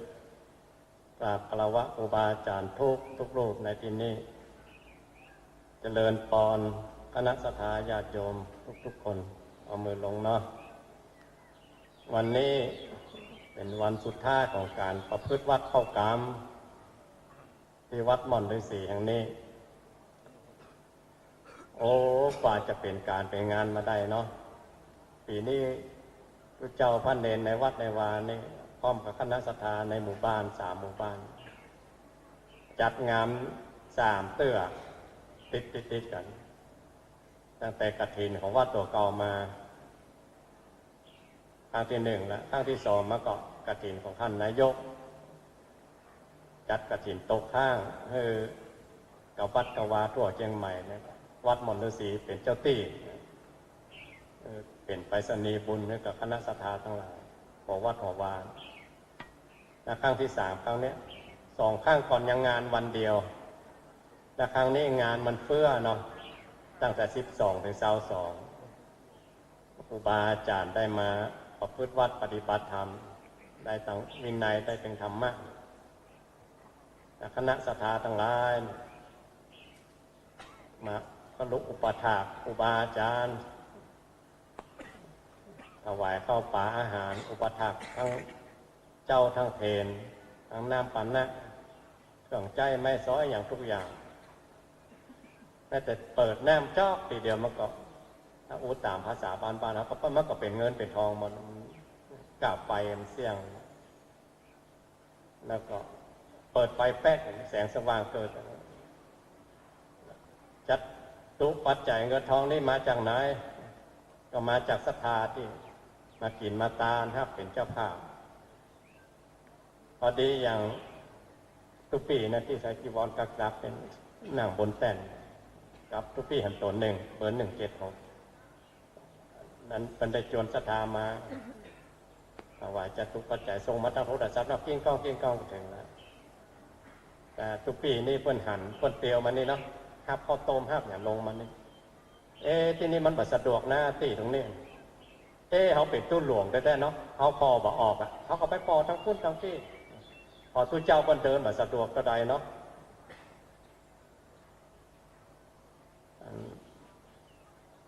อาจารย์เปิ้นบาเข้ากรรมเนี่ยอันมาเสนอหน่อยเนาะว่าผมอยากจะทำถนนนี่นะให้ครูบาอาจารย์เปิ้นเตียว5 บาทดัดลงไปนี่มันอย่างสบายโอ้เอาเลยเนาะโอ้มีใจศรัทธาเอาเลยพอเปิ้นว่าเปิ้นตั้งเก้ามาก็ศรัทธาก็ห่วงเรียบร้อยแล้วเดี๋ยวให้พ่ออาจารย์ได้ถวายภัตตาหารพร้อมถวายถนนพร้อมทีเดียวกันเสร็จเรียบร้อยแล้วอย่างที่บอกแม้แต่เขาเปิดไฟแป๊กนึงหน้าเปิดโซ่นคุณแม่ทั้งหลายนะศรัทธาผู้เฒ่าผู้แก่ทำบายสีกันแต่วันออก โบราณว่าบุญก็ได้ไส้ก็เต็มบุญคือเอาใบสีมาปูจาหลวงพ่อตามใจแต่ละวันไส้ก็เต็มคือแม่เป็นออกทุนเองหมดแล้วก็ดอกไม้ใบตองยังกูอย่างพอถึงวันสุดท้ายเอาตู้โยงมาถวายเป็นการน้ำกาแฟนะออกแพงตัวออกกล้ากองด้วยจะมีเป็นคนไปเซียวว่าแม่มาฮับจ้าก็หาโอ้เนาะมันแบบกับทลายศรัทธากันเนาะเราได้จะบอกเขานะบอกหนึ่งโมดไปจ่ายเนื้อแม่คนแม่ทั้งหลายคนมาทำด้วยใจศรัทธาแต่ออกทุนอย่างเองโมดมาทำด้วยเองเพื่อความสะดวกสบายกับคนที่มาไหวมาสาหรือแม้แต่ดอกไม้ติดต่างหน้าเนี่ยพอดมภาวนามาหลายปีแล้วเริ่มได้กับเป็นนับวันแล้วหรอกปลูกดอกดาวเรืองนับวันว่าเมื่อใดไม่จับวันเข้ากำพอดีบานพอดีต้นไม้ในวัดในวานแม้แต่หน้าห้องน้ำแม่หนังพอดมแม่เทียมวันมาประดับประดาเจริญหูเจริญตาในงานเข้ากำหลายปีมันแล้วล่ะทำกันจัดไม่ได้ก็มาบางปีว่าจะเอาไว้มันเอามาจ่ายใส่บอกแป้เนาะจ่ายใส่ประจ้างคนต้องเชี่ยวชาญชำนาญเรื่องต้นไม้จ่ายใส่เรื่องดอกเรื่องดวงนี่มันจะเป็นภาระคือมันภาระนี่มันก็ทำอยู่แล้วแต่ว่ามันจ่ายใส่ประจ้างอ่ะเดี๋ยวเอาดอกไม้เพิ่นมาบางงามเดี๋ยวเอามาเพิ่นมาตายมันก็ผสมกับที่ศรัทธาที่เพิ่นตานมันอย่างที่พวกเราทั้งหลายได้มากินมาตานอย่างสะดวกสบายแม้แต่กลางควงวัดศรัทธาเขาพอมันจุ่มๆไม่นะพอมีฟูนพอมีอย่างได้ใส่บานอย่างสบายผู้เจ้าที่เพิ่นช่วยงานกันเนี่ยเนาะฮดกันได้ตื่นตี 1ไปมาฮดตี 2พอแจ้งมาศรัทธามาได้รับความสะดวกสบายครูบาอาจารย์เหมือนกัน200-300บางปี600-700ตนเนี่ยเนาะเฮ้ยอาบน้ำกำเดียวนะอาจารย์ตีละครั้งเป้งก็ขึ้นมาแล้วเนอะถ้าห้องน้ำบอกเพียงพอน้ำบอกเพียงพอมันบ่ได้เดี๋ยวเพราะว่าลูกกรรมไม่ได้จะโดนทำโทษทำอะไรเข้ากรรมแบบนี้มันเข้ากรรมแบบถ้าแบบเข่งคาดกันหน่อยมันก็จะเลอะแต่เลยไว้เองเนาะเข่งคาดกันขึ้นมาหน่อยทั้งธรรมะทั้งวินัยได้กันพวกเขาทั้งหลายที่มาเป็นโยมอุปถากอุปถัมภ์ถึงแม่บัจจัยญาติกันก็เหมือนญาติจนมีกรรมหนึ่งมันว่าญาติธรรมมันญาติโดยธรรมแม้จากบ้านไก่กันบอกว่าจักหน้าจักตากันบางทีเข้ามาในวัดทุกเจ้าบอกจักสักกรรมเขาไปกินไปตานเตื้อๆปัจจัยอย่างอันเนอเนาะอย่างนี้เหมือนผู้แทนไหวแวดไปมันกับปัจจัยเนาะยินดีนะได้มากินมาตานด้วยกันม่วนใจถือว่าเขาเป็นญาติธรรมด้วยกันหรือมาในนามของคลื่นวิทยุคลื่นสีขาวมาห้องกินห้องตานด้วยกันแล้วยิ่งครูบาอาจารย์มากันเป็นร้อยๆเนี่ย58 จังหวัดซะซึ่งโหยอย่างนั้นครูบาอาจารย์มา58 จังหวัดมาเป็นเนื้อนาบุญมาทั่วประเทศเนาะบางปีครบทุกจังหวัดก็มีแต่ปีนี้มี70 จังหวัดเนาะ76ขาดไปสัก20จังหวัดบุญของพวกเขาตั้งหลายขนาดไหนพระองค์ยกย่องนะว่าได้ทำบุญกับอาคันตุกะทานอาคันตุกะทานเป็นอย่างไรคือบาอาจารย์ที่เป็นบาจากทิศทั้ง4ว่าเจาะจงว่าเป็นผู้ใดเขาได้อุปถัมภ์แม้แต่เขาได้สร้างกุฏินะเขาได้สร้างกุฏิสร้างศาลาอย่างในวัดเฮาในวาจะมีกรรมหนึ่งเลยคนบังคับเพื่อเลยครูบาอาจารย์โบราณเวลากล่าวคำถวายกุฏิถวายแก่สงฆ์ผู้มาจากทิศทั้ง4มันนะที่มาแล้วก็ดีไม่ได้มาก็ดีก็อย่าเจาะจงคือเขียนไว้อย่างนั้นนะและอันนี้ครูบาอาจารย์ก็มาแล้วเนาะมาจากทิศทั้ง4สมกับกรรมกับที่ถวายกุฏิวิหารมาใจสถานที่วัดม่อนฤาษีมาเป็นอย่างสถานวัดม่อนฤาษีเนี่ยก็เป็นเจ้าตี้เนาะมันก็เป็นไปรษณีย์บุญที่พวกเขาทั้งหลายมาได้ทำบุญอย่างสะดวกสบาย โอ้พ่อบ้านแม่บ้านนี่ตุกขนาดตุกกันตั้งแต่เอาเฟืองมาแล้วเนี่ยโอนเฟืองกันมาถึงวันกับพัดเวนเปลี่ยนกันทำคนเดียวผมแป้ละ3 หมู่บ้านพัดกันเวียนกันหมู่บ้านละ4 รอบ12 วันกว่างานนี่จะลุกเลยเนาะยังอื่นอีกนะถ้าตู้เจ้านี่บอกว่ากันนะโอ้ตุกกันเป็นเดือนตุกกันแบบงานเสาเข็มนี่เนาะที่อยู่ในดินที่บาหันแต่พอเขาได้มากินมาตานกับครูบาอาจารย์ได้สะดวกสบายกับมือเขามันยกเจ้าฟ้าใบละกาบนชยันโตโพธิละยามูเลนคือได้มาเด็ดยอดเอาบุญแล้วที่มาอู้สมากมายก็อนุโมทนากับเจ้าภาพโดยได้อุปถากอุปถัมภ์ครูบาอาจารย์อย่างโยมที่นะทุกปีนะได้มาจัดงานมาได้กับมาครับกันกุปีอย่างวันเนี้ยก็มีคุณโยมบุญชาญคุณโยมบุญมีจุมนาฝ่ายพูดมาจากลำปางมาดอกพร้อมครอบครัวมากันมีงานเนี่ยตอนกฐินรวมก็มาตอนกฐินส่วนตัวของวัดนี่ก็มาบุญทุกบุญพอได้ยินข่าวว่ามีบุญวัดมนต์ศรีก็มาโยมทวัดใจโยมกาญจนาใจพระนาทองแม่มาเป็นตัวแทนกำเนิดลูกก็ได้ทำงานดีๆสร้างโกดังสร้างโล่งอย่างต่างๆเป็นวิศวกรเนาะหิมสตางค์อย่าได้ง่ายหน่อยก็ให้แม่มาเป็นเจ้าภาพโยมกนกพิจัยนาพร้อมญาติทั้งหลายอยู่ถึงเมืองฝางออกบ้านมากี่โมงเพราะว่าเตรียมข้าวหอกเตรียมอย่างมาบอกมัดถวายของสดเพชรนะถ้าของแห้งอยู่ตั้งหน้าใส่ของแห้งของข้าวสารอาหารแห้งแต่ถ้าถวายของสดมัดต้องเพชรคือครูบาอาจารย์ได้เอาความสะดวกสบายนะ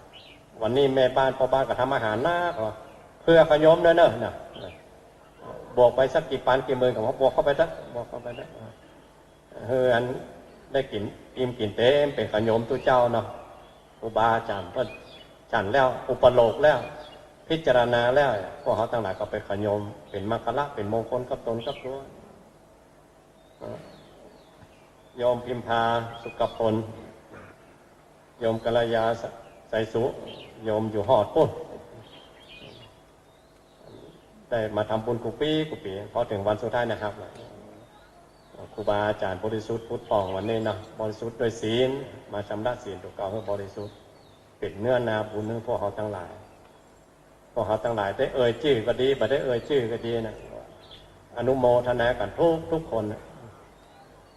เงินทองเขาบุพเพเจตนาเขาตั้งใจไว้ทำบุญอย่างปีแล้วเราดอกจองกับปีแล้วมันได้ทำบุญปีนี้บางคนทำจองปีนี้เอาปีหน้าในระหว่างช่วงที่ครบปีเนี่ย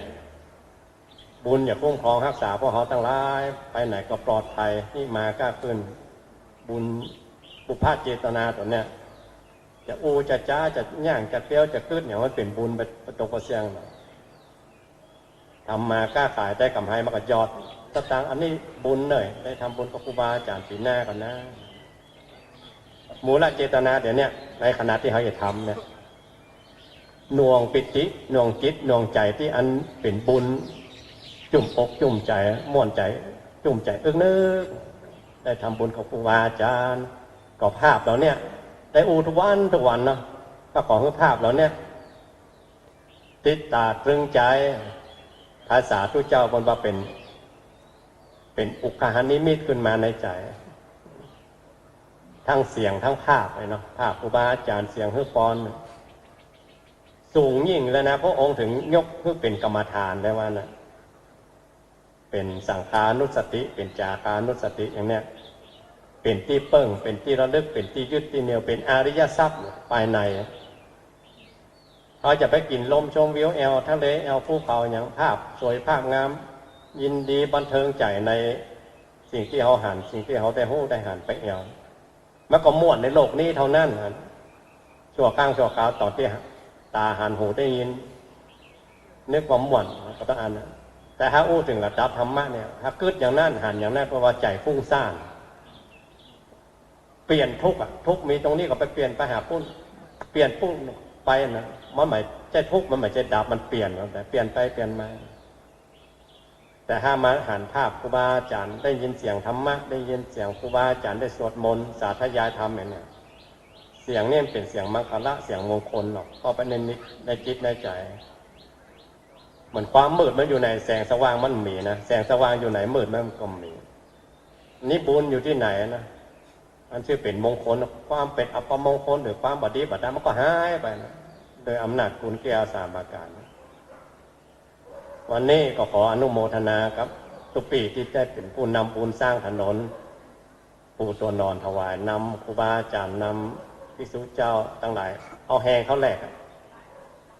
กล้าคลองมาได้นะอย่ามาคิดอย่างเช่นอย่างนะกล้าคลองมาได้เป็น50,000ป่ายมันแล้วก็แหงครูบาอาจารย์ช่วยกันทุกวันนะเนาะอันนั้นช่วยกันจนแล้วนะขออนุโมทนากับทุกปีแล้วนะมีทุกปีรูป176ได้จนศรัทธาร่วมทำบุญโดยคณะศรัทธาทั้งหลายนอกที่จื่อแม้ปฏิบัติได้จื่อพอดีแต่มากั้มมาจุอุปถากอุปถัมภ์ครูบาอาจารย์จนงานนี้สำเร็จถือว่าสำเร็จไปแล้วโดยดีในปีนี้เนาะอนุโมทนาบุญกั้มบุญจุรักษากันทุกคนเนอะที่จื่อพอดีบัดได้จื่อพอดีขึ้นชื่อว่าบุญแล้วขอให้ติดตาตึงใจของเข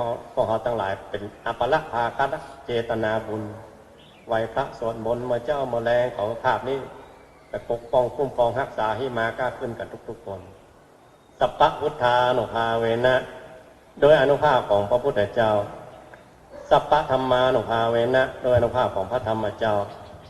สัพพะสังฆานุภาเวนะโดยอนุภาพของพระสงฆ์เจ้าสัทธาโสธีพระวันตุเต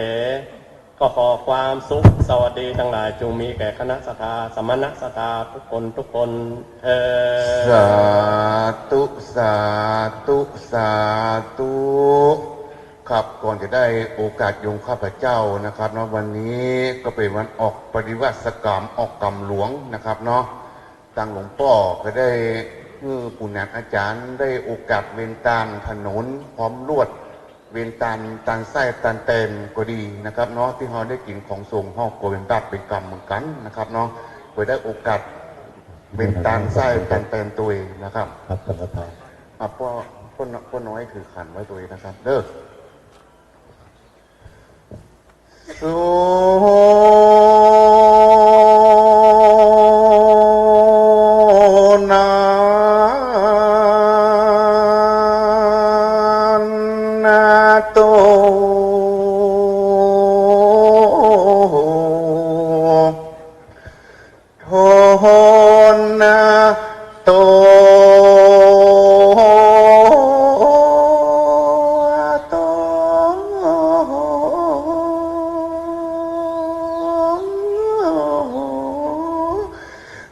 เทวสังฆา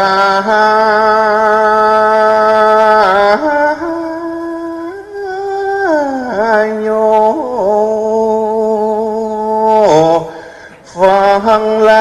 ฟังลาเทวบุตรเทวดาตั้งหลาย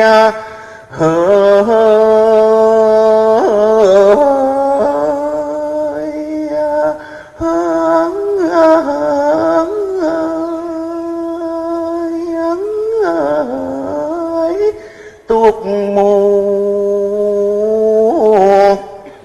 อาหารสถิตตั้งอยู่กูวิมานบนเทวดาที่รักษาโลมาฝ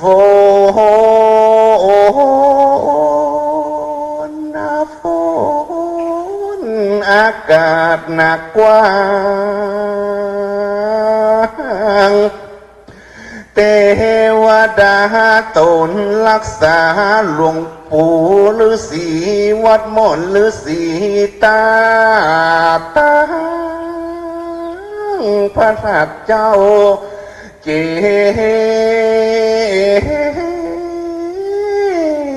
ดีย์ขอนำข้าว เข้ากำหลวงปาริวาสกรรมวัดม่อนฤาษีนี้ขึ้นไปสู่วงสวรรค์วัง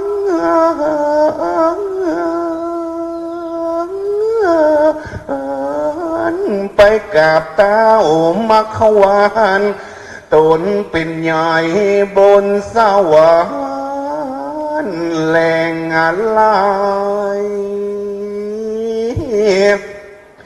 ให้พระอินทร์พระพรหมมากดเอาลายหมายเอาจื้อมหามูลสถาพระทีละนันทิตาธรรมโมพร้อมด้วยพระปริวาสกรรมอุบาสกสร้างถนนนั้นนี้ไปใส่ในส่วนนาปัตตาลามาคา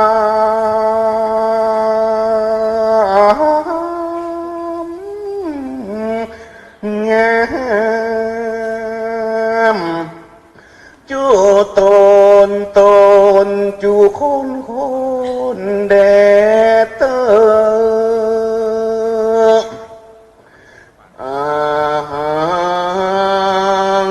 วันตามิตังโนสปาวะโทปุโชปกรณาวิเศษตนังวราตกินายา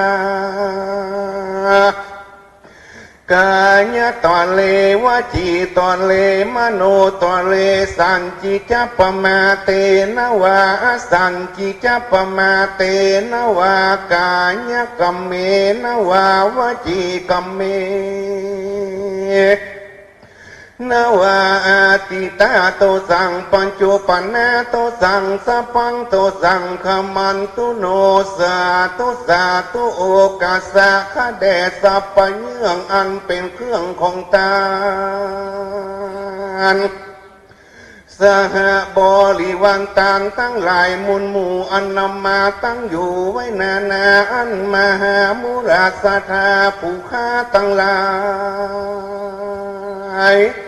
ก็ได้สนงคงควายตกแต่งยังของปิมเป่งนำมามีตั้งน้ำสุการโทตากาอันหอมหืนน้อมนำมายืนยอดถวายด้วยใจพายชื่นจอยผู้ข้าน้อยก็ขอสุมายังสัปปะของนานาตาลขอเมตตาบ้านภายโพดได้ห้ามยังทุกโตตั้งหลายได้กับกายเป็นอโหสิกรรมขออย่าได้เป็นนิวรณ์ธรรมไปนาแก่ศรัทธาผู้ข้าตั้งหลายตั้งยิ่งใจใหญ่น้อยขอเป็นบุญจงห้อยอันประเสริฐนำเมื่อเกิดเมืองสวรรค์เตียงแต่ดิลีแดเตะนะโมวิสุทังสปาวะโตปุจโจปกรณาวิเศษตานังตีละพัตังกายเยนาวาจามานะสาตุสีนังสปังโตสังขมันตุโน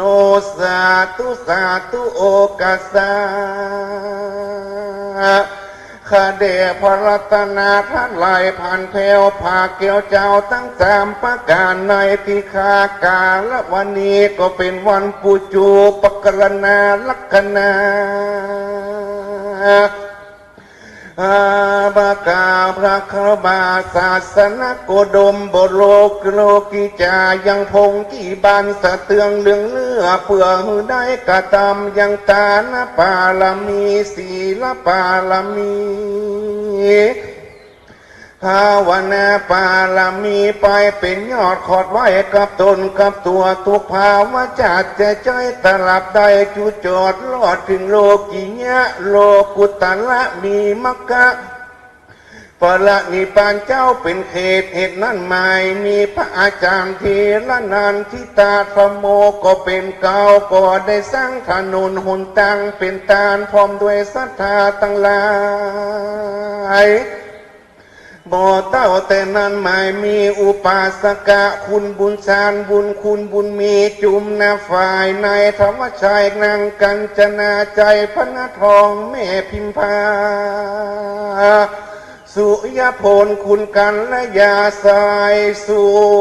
อำเภอหอดคุณกนกพิษไสนาล้านนาพันฝั่งก็เป็นเก่าก็ได้กันนาตกแต่งแปลงพร้อมน้อมนำมายังพัฒทหารพร้อมด้วยศรัทธาผู้เข้าตั้งหลายกระทำได้แล้วก็จะเตรียมสัมภาระอาหารแผ่นส่วนหนึ่งก็ถวายว่าจากถวายตันไส้ตันแต่ในติคากาละวันนี้ยามนี้เตี้ยงแต่ดิลีบุญกุศลส่วนบุญตานตีหมู่ศรัทธาผู้ข้าตั้งหลายได้ถวายเป็นตานในพัฒหารถวายพระปาริวาสกรรมเข้ากรรมหลวงออกกรรมวันนี้ก็ว่าจังอุทิศส่วนบุญส่วนกุศลส่วนบุญตานส่วนนี้ภายเพแก่เทวบุตรเทวดาอันอยู่อัมปากรักษายังวัดวาอารามวัดมนฤาษีที่นี้เป็นเก่าเทวบุตรเทวดาอันอยู่อัมปากรักษายังบรรจงเกหะหอเฮือนบ้านเมืองฝ่ายจุแห่งจุติปัปปตาเทวดาลูกขเทวดาโสกามาเทวโลกโสระจะมหาพรหมหลวงกว้างตนมีอนันตาจักรวาลนับประมาณบ่ได้ไปตำตายต่อเต่าหลอดขุดนักรำไอส่วนนางเต็บเต่าทอนละนีสาลีกุตะอมาตนจำบุญและตนจำบาปตนจือจำน้ำหยาดไม้ตาลมีตั้งแต่โยมพิบาลและนายหนังสือ32ตนมีตังกลุ่มพันกันทัพปาละโคตปะละไมไอส่วนสัพพะสัตว์ตั้งหลายตั้งมวลทุกหมู่จุงปาเอากันขึ้นสู่เสวยผลตั้งพยายมผู้ฉลาดพยามานผู้ภาพตาวติงสาขอจุงจักลงมาจำเอาชื่อพระปาริวาสกรรมและมหามูราสธากุคนไปใส่ไว้ในสุวรรณปัตตาหลับเงินหลับคำอันใหญ่เอาเมื่อคอยต่อหน้าพญาอินพญาพรหมได้เป็นสักขีพยานยามเมื่อศรัทธาผู้ข้าตั้งหลายได้ถวายสร้างถนนเป็นตาลและได้ถวายพัฒหารเพนพระปาริวาสกรรมและถวายตันฟานไส้ตันแต่ในติคากาละวันนี้ยามนี้เตี้ยงแต่ดิลีดังผู้ข้าจากวังเวนเกณฑ์ตานตามมกาภาษาบาลีว่าอิมินามยังฟันเตเอตังวิทิงสัปปริวันลังพุทธสาปูชนันไรยสังกัจจานิยาเทมาสาตุโนพันเตอิตังวิทิงพุทธสาปูชานาทายทานาสาอานิสังโสอัมหากังทีคาลตังหิตายะสุขายยวนิปานายสังวตานตุโนกับต่อไปนี้ก็ได้โอกาสยงข้าพเจ้านะครับเด้อป้อนน้อยป้อนนั้นมาถือข้าตัดข้าพเจ้าตัวนะครับ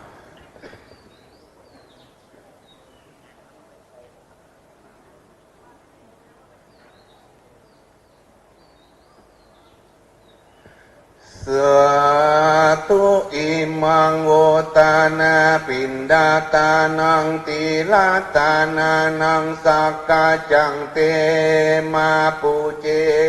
มาตุติยัมปีอิมังปินดาตานังติลาตานานังสักกาจังเตมาปูเจ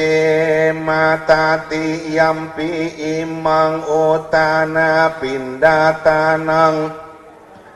นานังสักกาจังเตมาปูเจ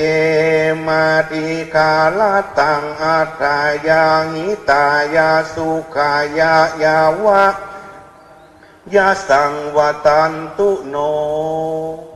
ข คนหลวงพี่หลวงพ่อหันหน้ามาทางซ้ายมือสถาหันหน้าไปทางขวามือเนอะเอาแต่มากินมาตานหวานลงในเนื้อบุญนาบุญอันเลิศยกของกินของตานเขาบอกว่าอย่างไม่แต่เข้าปั้นกล้วยหน่วยโบราณว่าก็ยกขึ้นเก้าขึ้นหัวกันเนอะบูชาเข้าก่อนเนาะพออาจารย์ได้นำครับสถานหมู่เฮาทั้งหลายนะครับเนาะ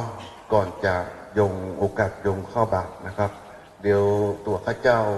ก้าวกับผมขอแจ้งถวายกับพระปฏิวัติกรรมก่อนนะครับเนาะว่า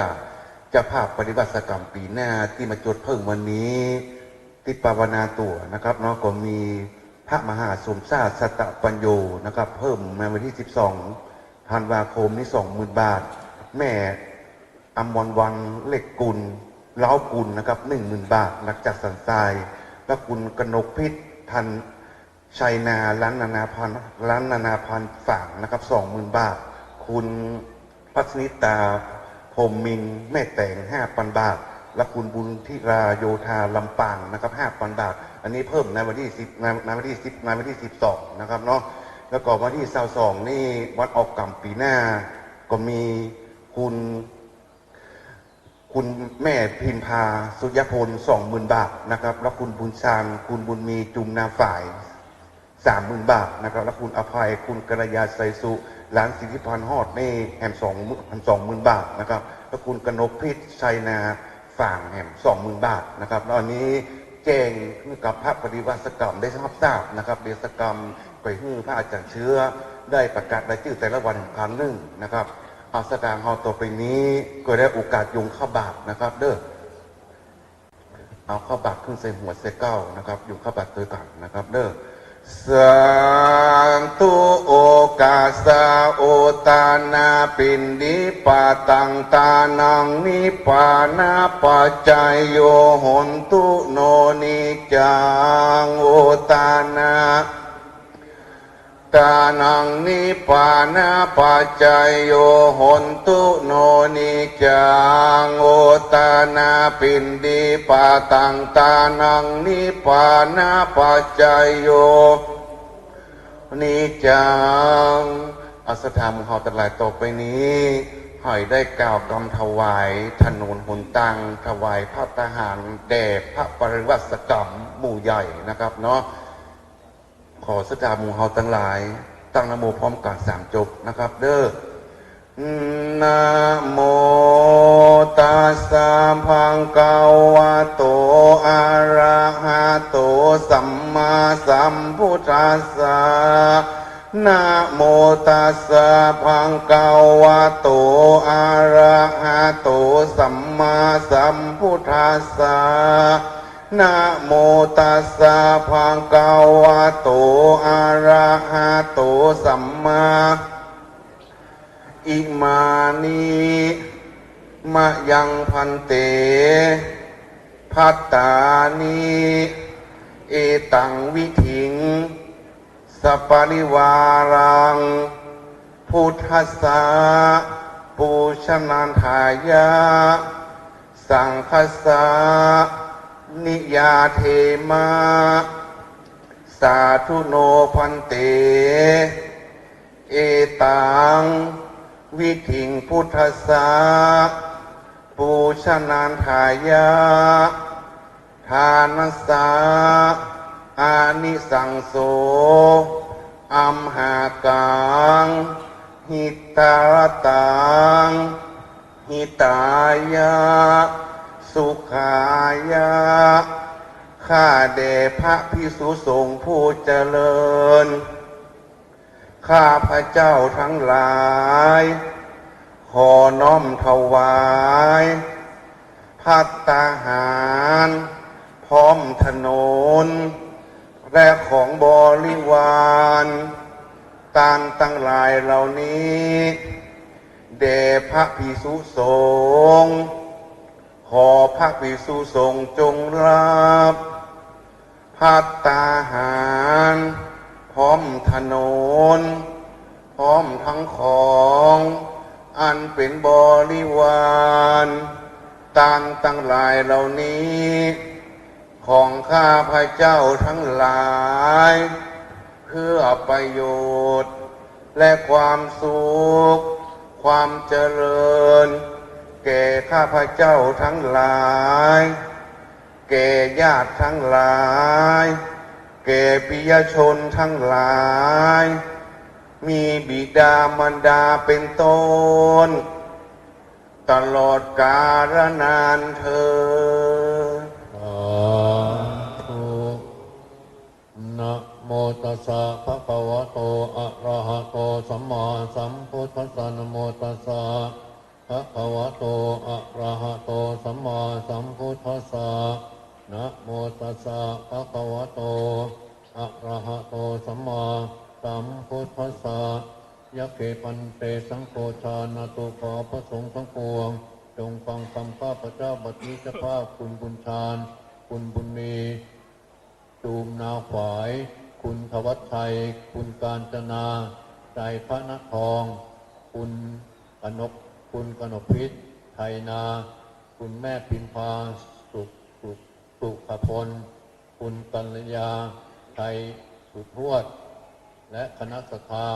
วัดม่อนฤาษีทั้งหลายได้น้อมนำมาซึ่งภัตตาหารมาถวายเป็นสังฆทานแก่พระภิกษุสงฆ์เพื่อจะได้อุทิศกรณาผลไปให้แก่ญาติทั้งหลายผู้วายชนไปแล้วมีบิดามารดาเป็นต้นตลอดถึงญาติทั้งหลายที่ไม่ได้เอ่ยนามมาก็ดีขอจงได้มารับมาอนุโมทนากุศลผลทานที่บรรดาเจ้าภาพลูกหลานและญาติมิตรได้ทำบุญอุทิศไปให้เมื่อได้รับอนุโมทนาแล้วหากยังตกทุกข์อยู่ขอให้พ้นไปจากทุกข์เมื่อได้รับความสุขแล้วขอให้ได้รับความสุขยิ่งขึ้นไปอันว่าสังฆทานนี้มีอานิสงส์อันยิ่งใหญ่สมเด็จพระพุทธองค์ไม่ได้จำเพาะแต่ตรงว่าเป็นของภิกษุรูปหนึ่งรูปใดก็หาไม่ได้มีพระบรมพุทธานุญาตตรัสให้แบ่งกันสรรตามบรรดาที่มาถึงฉะนั้นบัดนี้ข้าพเจ้าจะขอสมมติตนเป็นผู้แจกของสงฆ์พระสงฆ์ทั้งปวงแต่เห็นสมควรหรือไม่เห็นสมควรหากเป็นว่าเป็นการไม่สมควรขอตรงทักท้วงขึ้นในท่ามกลางระหว่างสงฆ์จะได้เกรงใจถ้าเห็นว่าเป็นการสมควรใครขอจงเป็นผู้ที่นิ่งอยู่บัดนี้พระสงฆ์ทั้งปวงนิ่งอยู่ข้าพเจ้าจะรู้ได้ว่าเป็นการสมควรแล้วจะได้ทำการแจกของสงฆ์ต่อไปนักการบัดนี้อายังปัตมะปาโกมหาเถรสาปาปุณาเตส่วนที่หนึ่งย่อมถึงแก่พระมหาเถระผู้ใหญ่ผู้อยู่เหนือข้าพเจ้าอวเสสาปากาอมะกังปาปุนันเตอวเสสาปากาวเสสานังปีคูนังสัมมเนรนังอุปาสกาอุปาสิกานังพระหัตถานังยถาสุขังปะให้คุณกันโตส่วนที่เหลือจากพระมหาเถระผู้ใหญ่แล้วย่อมถึงแก่พระเถระทั้งหลายส่วนที่เหลือจากพระเถระย่อมถึงแก่พระนาวกะทั้งหลายส่วนที่เหลือจากพระนาวกะย่อมถึงแก่สามเณรส่วนที่เหลือจากพระภิกษุสามเณรทั้งหลายย่อมถึงแก่อุบาสกอุบาสิกาและคฤหัสถ์ญาติโยมด้วยกันทุกท่านทุกคนเถิดสาอัปปอนในสถานเนอจัดน้ำไปตามตั้งดิ่งลงไปเลยภาพพระสงฆ์สองแนวถึงภาพถึงเสียงจำไว้เนาะเวลาไหว้พระมาเจ้าแสดงนึกถึงภาพอย่างนี้เอาได้หวานลงในเนื้อนาบุญอันเลิศแล้วขอเสียงสดๆจากหลวงพี่หลวงพ่อเนาะวันนี้ขอดังนิดนึงดังเพิ่มวอลลุ่มขึ้นมาวันสุดท้ายแล้วเนาะอนุโมทนาบุญกิ่นบุญตานกับคณะสถาได้อุปถัมภ์อุปถัมภ์มาตลอดงานวันนี้วันสุดท้ายแล้วยะถาวะเรวะปุราปริปุเรนติสากรังเอวะเมวะอิโตตินดังเปตานังอุปกัปปติอิจิตังปฏิตังตุมังคิปะเมวะสมิจจตุสเพปุเรนตุสังกปปาจันโทปนรโสยถามณิโชติรโสยถาสัพพิติโยเววัจจันโตสัมปโรโค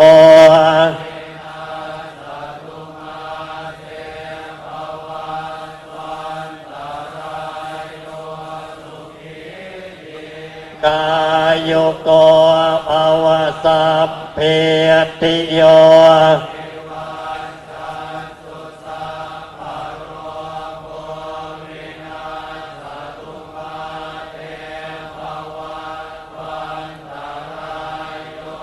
สุขีเทกายุโกภวสัพเพติโย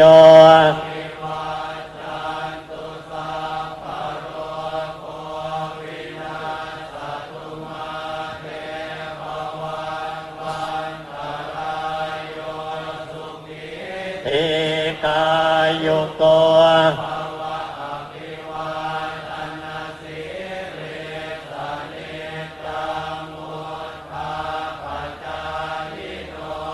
จัตตารโอธรรมา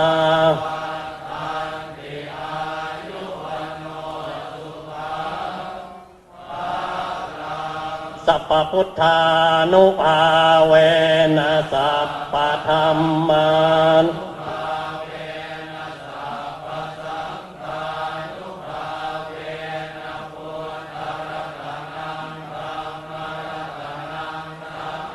รัตนังเป็นนางรัตนานังอนุภาเวนะจตุรา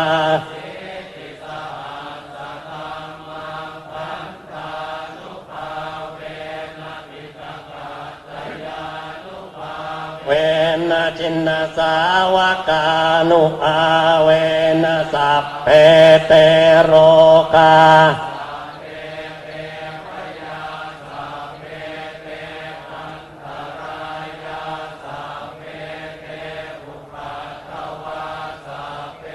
เอทุนนิมิตตาสัพเพเตอวมังอายุวัตตะโกธนวัตตะโกสิริวัตตะโก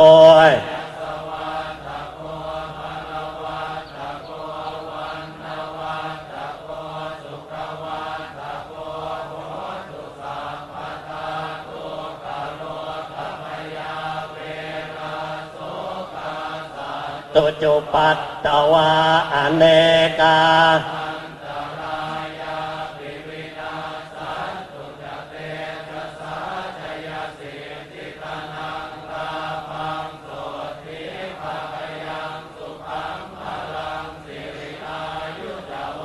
โนจะโอคังอุตติจะยสวา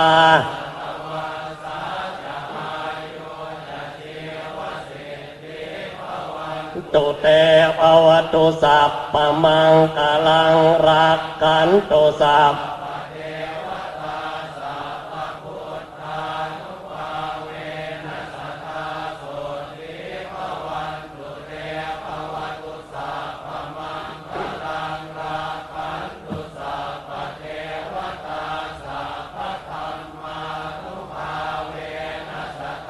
สุทธิภวันตุเต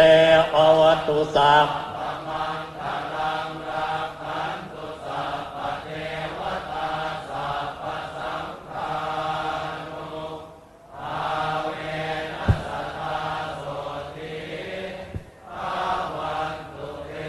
สา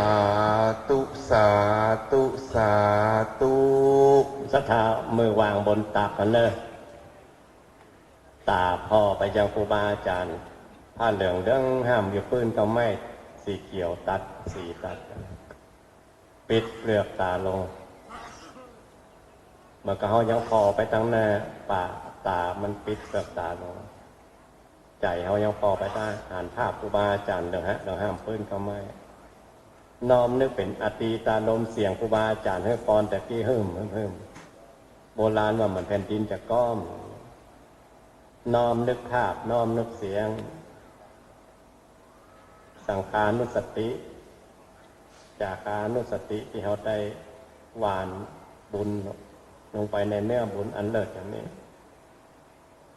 น้อมนึกเป็นอนุสติแล้วนึกต่อกันไปพอเอาภาพเหล่านี้เสียงเหล่านี้มาเป็นที่จังที่เปิ่งที่ระลึกสื่อไปถึงกุลแก้วสามประการ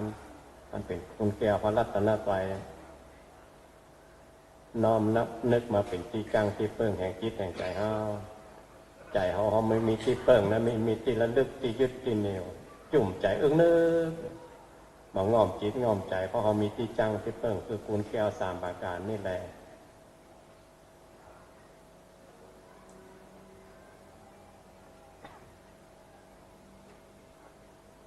พนมมือขึ้นนะอธิษฐานบุญหลวงพ่อมันบอกคุณลูก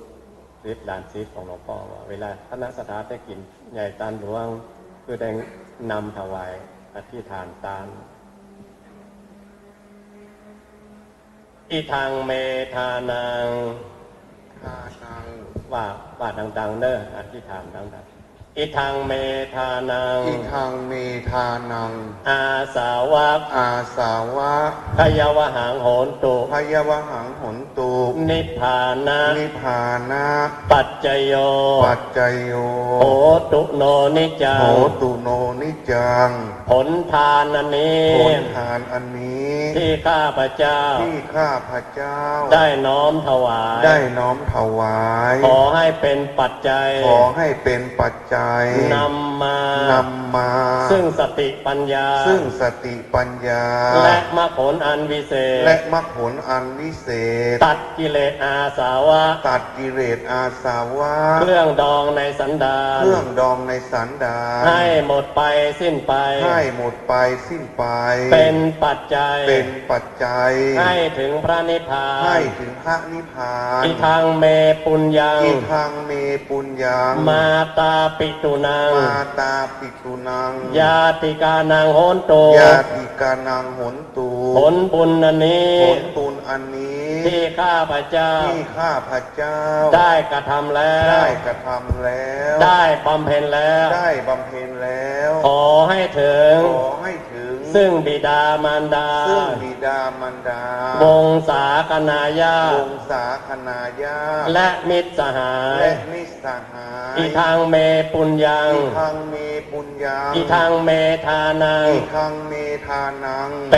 ตานัง เปตานัง เทวตานัง เทวตานัง สัพเพสัง สัพเพสัง สัตตานัง สัตตานัง ชีวิตตังโหนโต ชีวิตตังหนตู ผลบุญอันนี้ ผลบุญอันนี้ ที่ข้าพเจ้า ที่ข้าพเจ้า ได้กระทำแล้ว ได้กระทำแล้ว ได้บำเพ็ญแล้ว ได้บำเพ็ญแล้ว ผลทานอันนี้ ผลทานอันนี้ ที่ข้าพเจ้า ที่ข้าพเจ้า ได้น้อมถวาย ได้น้อมถวาย ได้กระทำแล้ว ได้กระทำแล้ว ได้บำเพ็ญแล้ว ได้บำเพ็ญแล้ว ขอให้ถึง ขอให้ถึง ซึ่งเปรตอสุรกาย ซึ่งเป็ดอสุรกาย เทวดาทั้งหลาย เทวดาทั้งหลาย สรรพสัตว์ทั้งหลาย สรรพสัตว์ทั้งหลาย ที่มีชีวิต ที่มีชีวิต ทุกตนนั่นเถิด ทุกตนนั้นเถิด ต่อไปนึกถึงบุญว่าเขามันก็เป็นเศรษฐีบุญใหญ่ๆใหญ่ที่สุดในโลก น้อมนึกถึงน้ำตกใหญ่ๆ บุญเขาเหมือนน้ำตกเทลงไปโคลมถึงยังสรรพสัตว์ทั้งหลาย ทุกภพทุกภูมิมาอนุโมทนาบุญกับพวกเขาทั้งหลาย ที่ได้ทำบุญใหญ่ในครั้งนี้ กายกรรมสาม กายกรรมสาม วจีกรรมสี่ วจีกรรมสี่ มโนกรรมสาม มโนกรรมสาม กรรมดีอันใด กรรมดีอันใด เป็นบุญกุศล เป็นบุญกุศล ที่ข้าพเจ้า ที่ข้าพเจ้า ได้กระทำแล้ว ได้กระทำแล้ว ด้วยกายวาจาใจ ด้วยกายวาจาใจ ในอดีตชาติก็ดี ในอดีตชาติก็ดี ปัจจุบันชาติก็ดี ปัจจุบันชาติก็ดี วันนี้ก็ดี เดี๋ยวนี้ก็ดี เดี๋ยวนี้ก็ดี เดี๋ยวนี้ก็ดี ขอให้ถึง ขอให้ถึง แก่ท่านทั้งหลาย แก่ท่านทั้งหลาย ที่มีภพมีภู ที่ มิ มีภพมีภูมิ มีชาติเป็นแดนเกิ มี ด ชาติเป็นแดนเกิ มี ด ชารามีมรณะ มีชารา มีมรณะ มีชีวิต มีชีวิต มีจิต มีจิต มีวิญญาณ มีวิญญาณ มีขันธสันดาน มีขันธสันดาน มี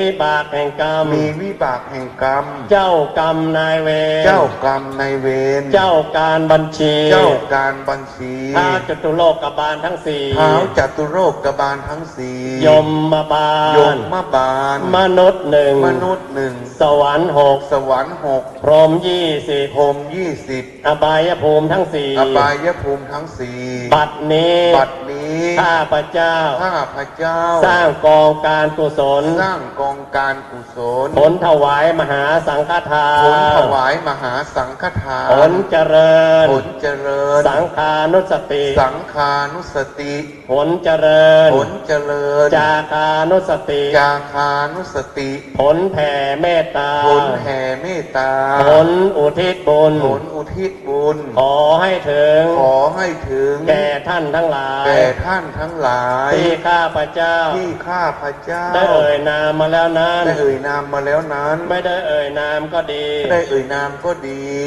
ขอให้ถึง ขอให้ถึง แก่ท่านทั้งหลาย แก่ท่านทั้งหลาย ทุกชั้นภูมิ ทุกชั้นภูมิ ทุกพระองค์ ทุกพระองค์ ไม่มีที่สุดไม่มีประมาณ ไม่มีที่สุดไม่มีประมาณ ตลอดกาลนานเธอญ ตลอดกาลนานเทินอีตังตานากรรมังนิปานาปัจจยโยนิจังอิตังสีรากรรมังนิปานาปัจจยโยหนตุโนนิจังอิตังภาวันนะปานาปัจจยโยหนตุโนนิจังยังกินเกโกสารังกาตาปังกัมมังสัพเพหิกาตังปุญญังโนอนุโมตันโตสุนันโตชนโตเยเตวาสมิงทาเนคาตาทิคายุกาสัทธาหนตุสัพพสัตตานังสุขีอัตตานังปาริหารันตุมาตาปิตาสุ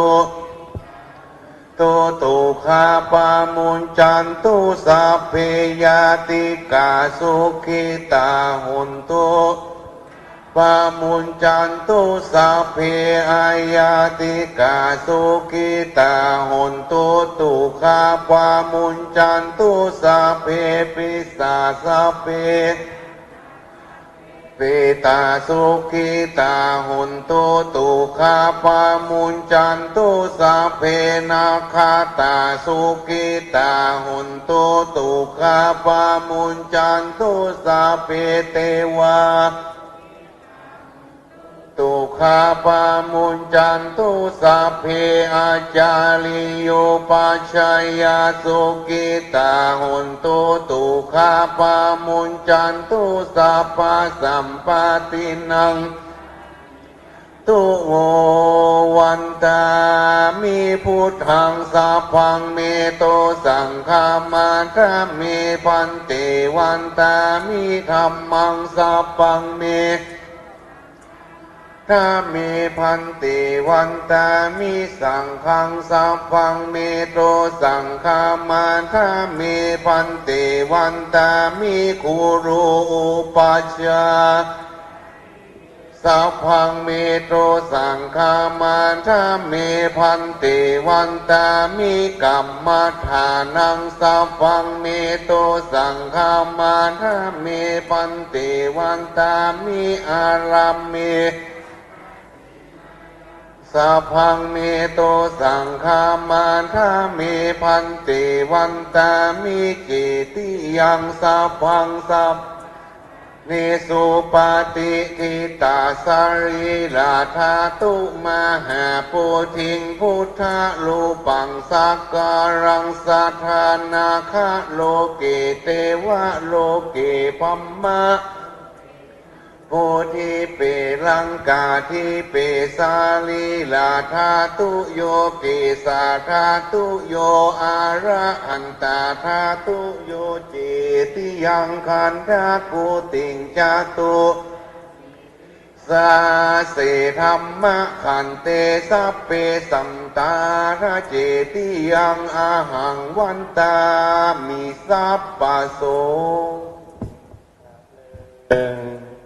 กราบสองกราบสามสถาหมอบลงไปเนอะนึกว่าตีนพ่อตีนแม่ตีนครูบาอาจารย์อยู่เมืองหน้าเฮาหัวเอาจุตีนมานะนึกถึงคุณพ่อคุณแม่สังขารร่างกายทั้งหมดในพ่อแม่เพิ่นให้มา ความรู้ทั้งหลายครูบาอาจารย์เพิ่นให้มา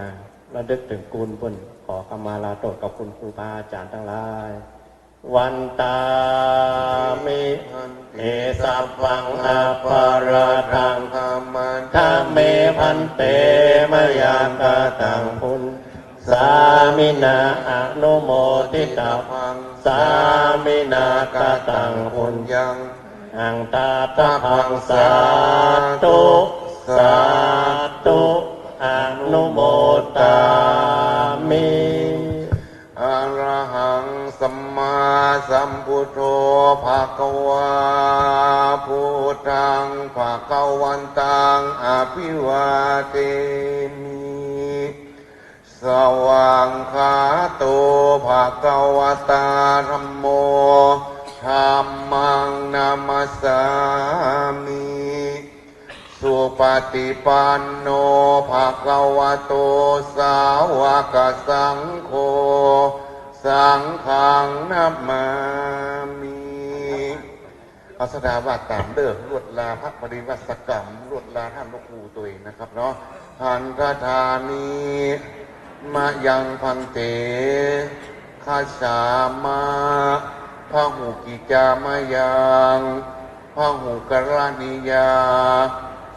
ยะสถานิตุมเหกัลลังมัญญาธาสาธุพันเตสาธุพันเตสาธุพันเต ปลารัตนาใส่เข้าบาตรแล้วเป็นกัญโยมเด้อครูบาอาจารย์เสกละท่านพระครูโพธิรัตนโชติก็อุปโลกทุกวันเป็นกัญโยมได้เป็นมัคคะละเป็นมงคลเด้อวันนี้เตรียมอาหารไว้นะถวายบูชาครูบาอาจารย์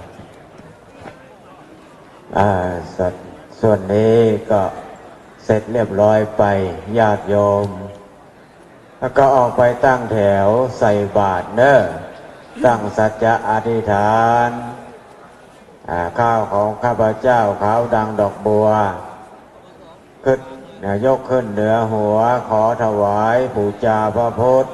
บูชาพระธรรมใส่บาตรพระสงฆ์จิตใจจำนงตรงต่อพระนิพพานขอให้ถึงเวียงแก้วขอให้แคล้วต่อบ่วงมาร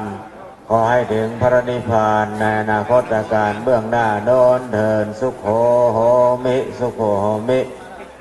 พระคุณเจ้าก็รอสักกรรมก่อนเนาะพระคุณเจ้ารอสักครู่นะครับเดี๋ยวเราก็ออกไปทุกรูปทุกองค์นะครับหลวงพ่อพระครูสมเด็จนำไปแล้วก็พระครูโพธิรัตนโชติครูบาสอยจะบินตัวแล้วก็ตามไปเดี๋ยวขอรอสักครู่ก่อนนะครับเพราะว่าโยมไปบาดตันถ้าอาจารย์พระครูสมเด็จโยมยังบาดตันไปถึงที่หลวงพ่อเริ่มบินทบาทแล้วว่าเนาะเอาไปนานไม่ได้ก่อนจะอ่านอยู่อ่านกับอ่านบาดตันแล้วเด้อจบข่าวโยมกำลังเดินออกไปอยู่เนาะปีหน้าเด้อมีแหม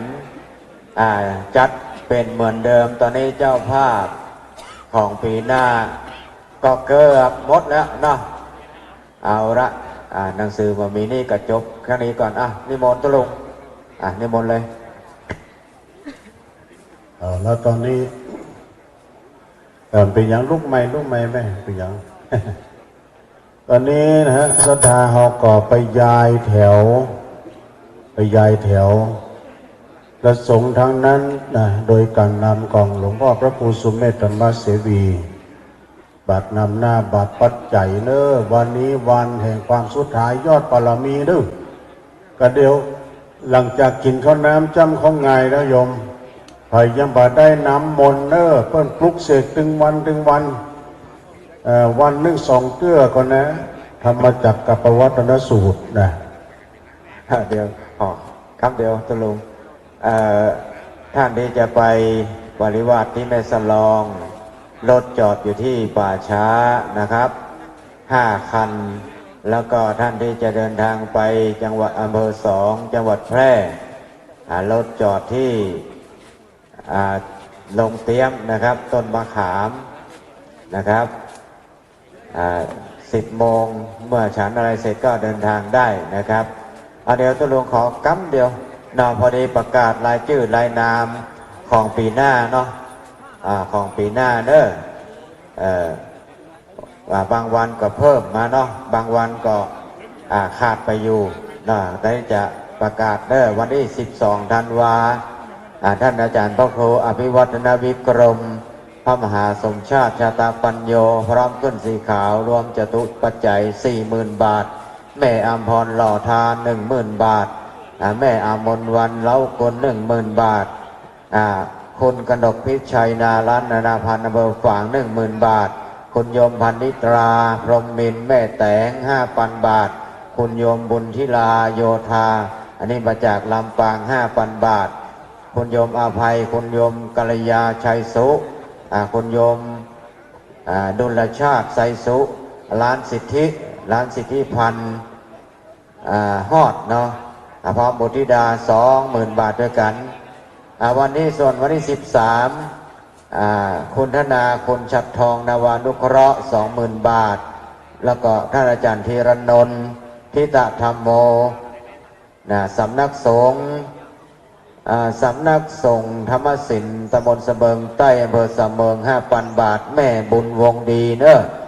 แม่บุญเมื่อฟังเสียงนี้แล้วแม่บุญวงดีบ้านทุ่งเสลี่ยมเนาะ7 คันโดยไม่สลองนะ7 คันด้วยกันที่ป่าช้าเนาะที่ป่าเหี้ยวนะครับแม่บุญวงดี 10,000 บาทเนอะปีหน้าแม่บุญจำไว้ได้เตรียมเนื้อเตรียมตัวเตรียมสตางค์ไว้ตัววันที่13ส่วนวันที่14คุณนิวัฒน์คุณดรุณีวิสเกต 40,000 บาทด้วยกันนะวันที่15แม่เลี้ยงจันทราธรตันนายอุดนางบัวเงินใจชุ่มใจแม่บุญที่เรือนแก้วนายอินหวันนางบัวตองบุญมาชัยคุณสุกัญญาแก้วสุยะรวมกัน 30,000 บาทด้วยกันอันนี้ก็ขาดไปอยู่ 10,000 บาทแต่ส่วนวันที่12นี้อาจจะเกลี่ยมาเอาเนาะนายสมานนางวัชรพรบุษยา 10,000 บาทป้อลายแม่บัวผินใจวงแก้วแม่แก้วสุรีมณีโต 10,000 บาทนายสมานนางวัชรพรบุษยา 10,000 บาทพ่อตันแม่น้อยสุขใส 10,000 บาทอันนี้ก็ยังบ่เต็มเตื้อแถมได้แถมเจ้าภาพวันที่17แม่อัมภัยกองราช 20,000 บาทนายชยุทธนางสาวโภชนากรวิภูสิทธิคุณร้านทวีชัยอไรยนต์ 20,000 บาทวันที่18พ่อสีเทาแม่สายวังใหม่ 10,000 บาทพ่อโกยุทธศักดิ์แม่อัมพันธ์เรามาสุวพันธ์ 10,000 บาทนายจรัญนางขันคำพิมสาร 10,000 บาทนางสาพิษินีวังใหม่ 10,000 บาทวันที่19กันธันวาคม 2567เนอะปีหน้านะอันนี้ปีหน้าหมดเนอะพ่อครูทองอินแม่อมพรพร้อมลูกหลานพ่อพรมจันใจ 10,000 บาทนางสาวรำจวนปูจาน 10,000 บาทนายนครนางทองพูนวงศาอิน 10,000 บาทสอบตเพนสันสุข 5,000ร้อยตำรวจเอกถนอมนางวราพรกันที่มา 5,000 บาทนางนงเยาเขียวอ่อนโกดังลำไยอัมภัยพัน 20,000 บาทนายจรุนคุณครูยุพินสิงแก้ว 20,000 บาทวันที่20ธันวาคมนางวรุณีเตชะวุฒิพัฒน์ 20,000 บาทอันนี้ก็ยังมีเจ้าภาพโยมจตุพรหงนิมิตชัยบริษัทพรพนาproperty จำกัด 10,000 บาทอันนี้ก็ยังขาดแถมสัก10,000เนาะวันที่21พ่อกาลุงก่อน 10,000นายหน่วยลุงดูน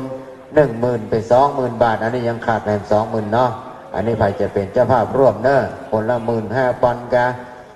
วันที่22ธันวาคมพุทธศักราช 2567คุณโยมกนกพิชัยนา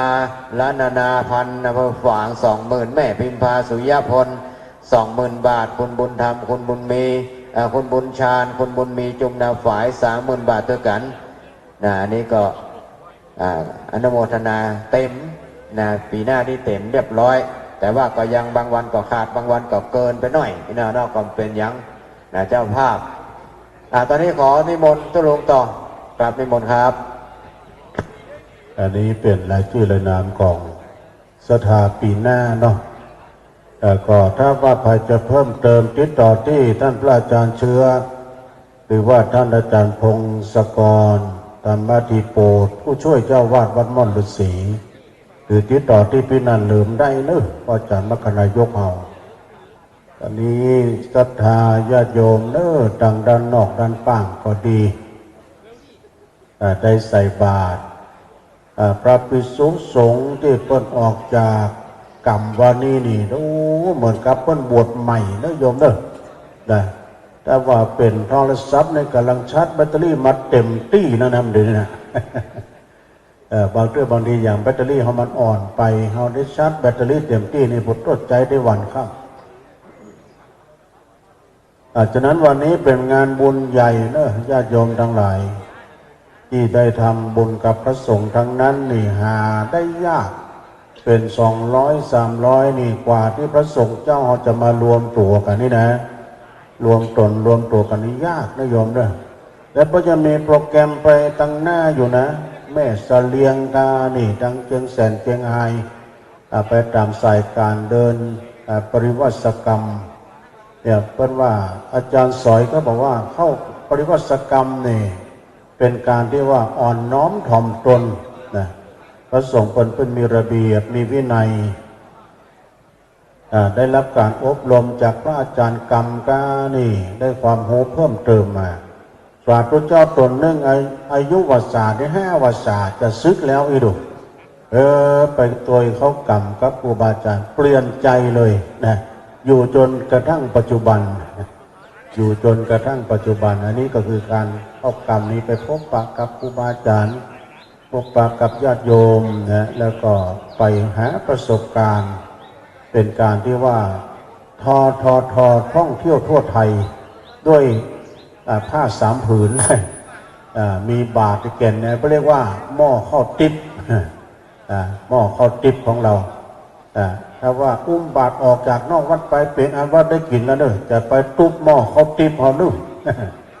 เรียกว่าหม้อแกงตองนะพระคุณเจ้านี่ญาติโยมตังเฮานี่เพิ่นบริสุทธิ์ใจหันพระหันเจ้าที่ไหนนี่เพิ่นจอดรถใส่บาตรเลยนะจอดรถใส่บาตรเลยไปตังใดก็ตามเวลาว่าครูบาอาจารย์ได้เดินทุดงก็ดีแต่ต้องเป็นพระจริงนะไม่ใช่พระปลอม บางทีนี้พระคุณเจ้าพระปลอมก็มีแต่ถ้าว่าพ้นไก่ไปไก่มาเอาขวดน้ำต่อยหิวน้ำเนี่ยแต่มันมีลายของมันเพราะฉะนั้นก็สดาญาติโยมวันนี้นะเป็นวันสุดท้ายวันของอำลาอาลัยบุตรนี่อาจารย์ท่านพระอาจารย์เชื้อคนนี้ง่อมมาดึง่อมไปว่าเหงาเงียบเหงาโอ้แต่ว่าวันซื่อนี่ลานหน้าปกอาจารย์กรรมเต็มไปด้วยพระภิกษุสงฆ์เป็น100 200นะแต่วันนี้เงียบเหงาจะต้องเหงาไปหลายวันอาจารย์พระครูสุเมธก็จะต้องเดินสายไปช่วยงานไปไส้วันบนบ้องนี่นะ แต่จะได้ไปไส้วันบ้างบางทีเนี่ยไปจำภาษาแบบต่างประเทศแต่ท่านก็มีความโหเนาะงานนี้ในนามของคณะเจ้าภาพเนาะคณะเจ้าภาพโดยมีเจ้าสมณศรัทธาอาจารย์พระครูสุเมธธรรมเสวีพร้อมด้วยคณะศรัทธานะงานนี้หากแม้นว่ามีงานขาดตกบกพร่องสิ่งหนึ่งสิ่งใดนะตัวของข้าพเจ้าเก้ากับผมก็ขออภัยต่างเจ้าภาพโดยเนาะที่เพิ่นมาแล้วก็มาจากทิศทั้ง4มาได้ต้อนรับมาได้กำเกียนเงินผลก็ดีนะต้องขออภัยพร้อมกันนั้นก็ปูจาน้ำจิตน้ำใจพี่น้องทางคณะกรรมการเฮาเด้อเนอะ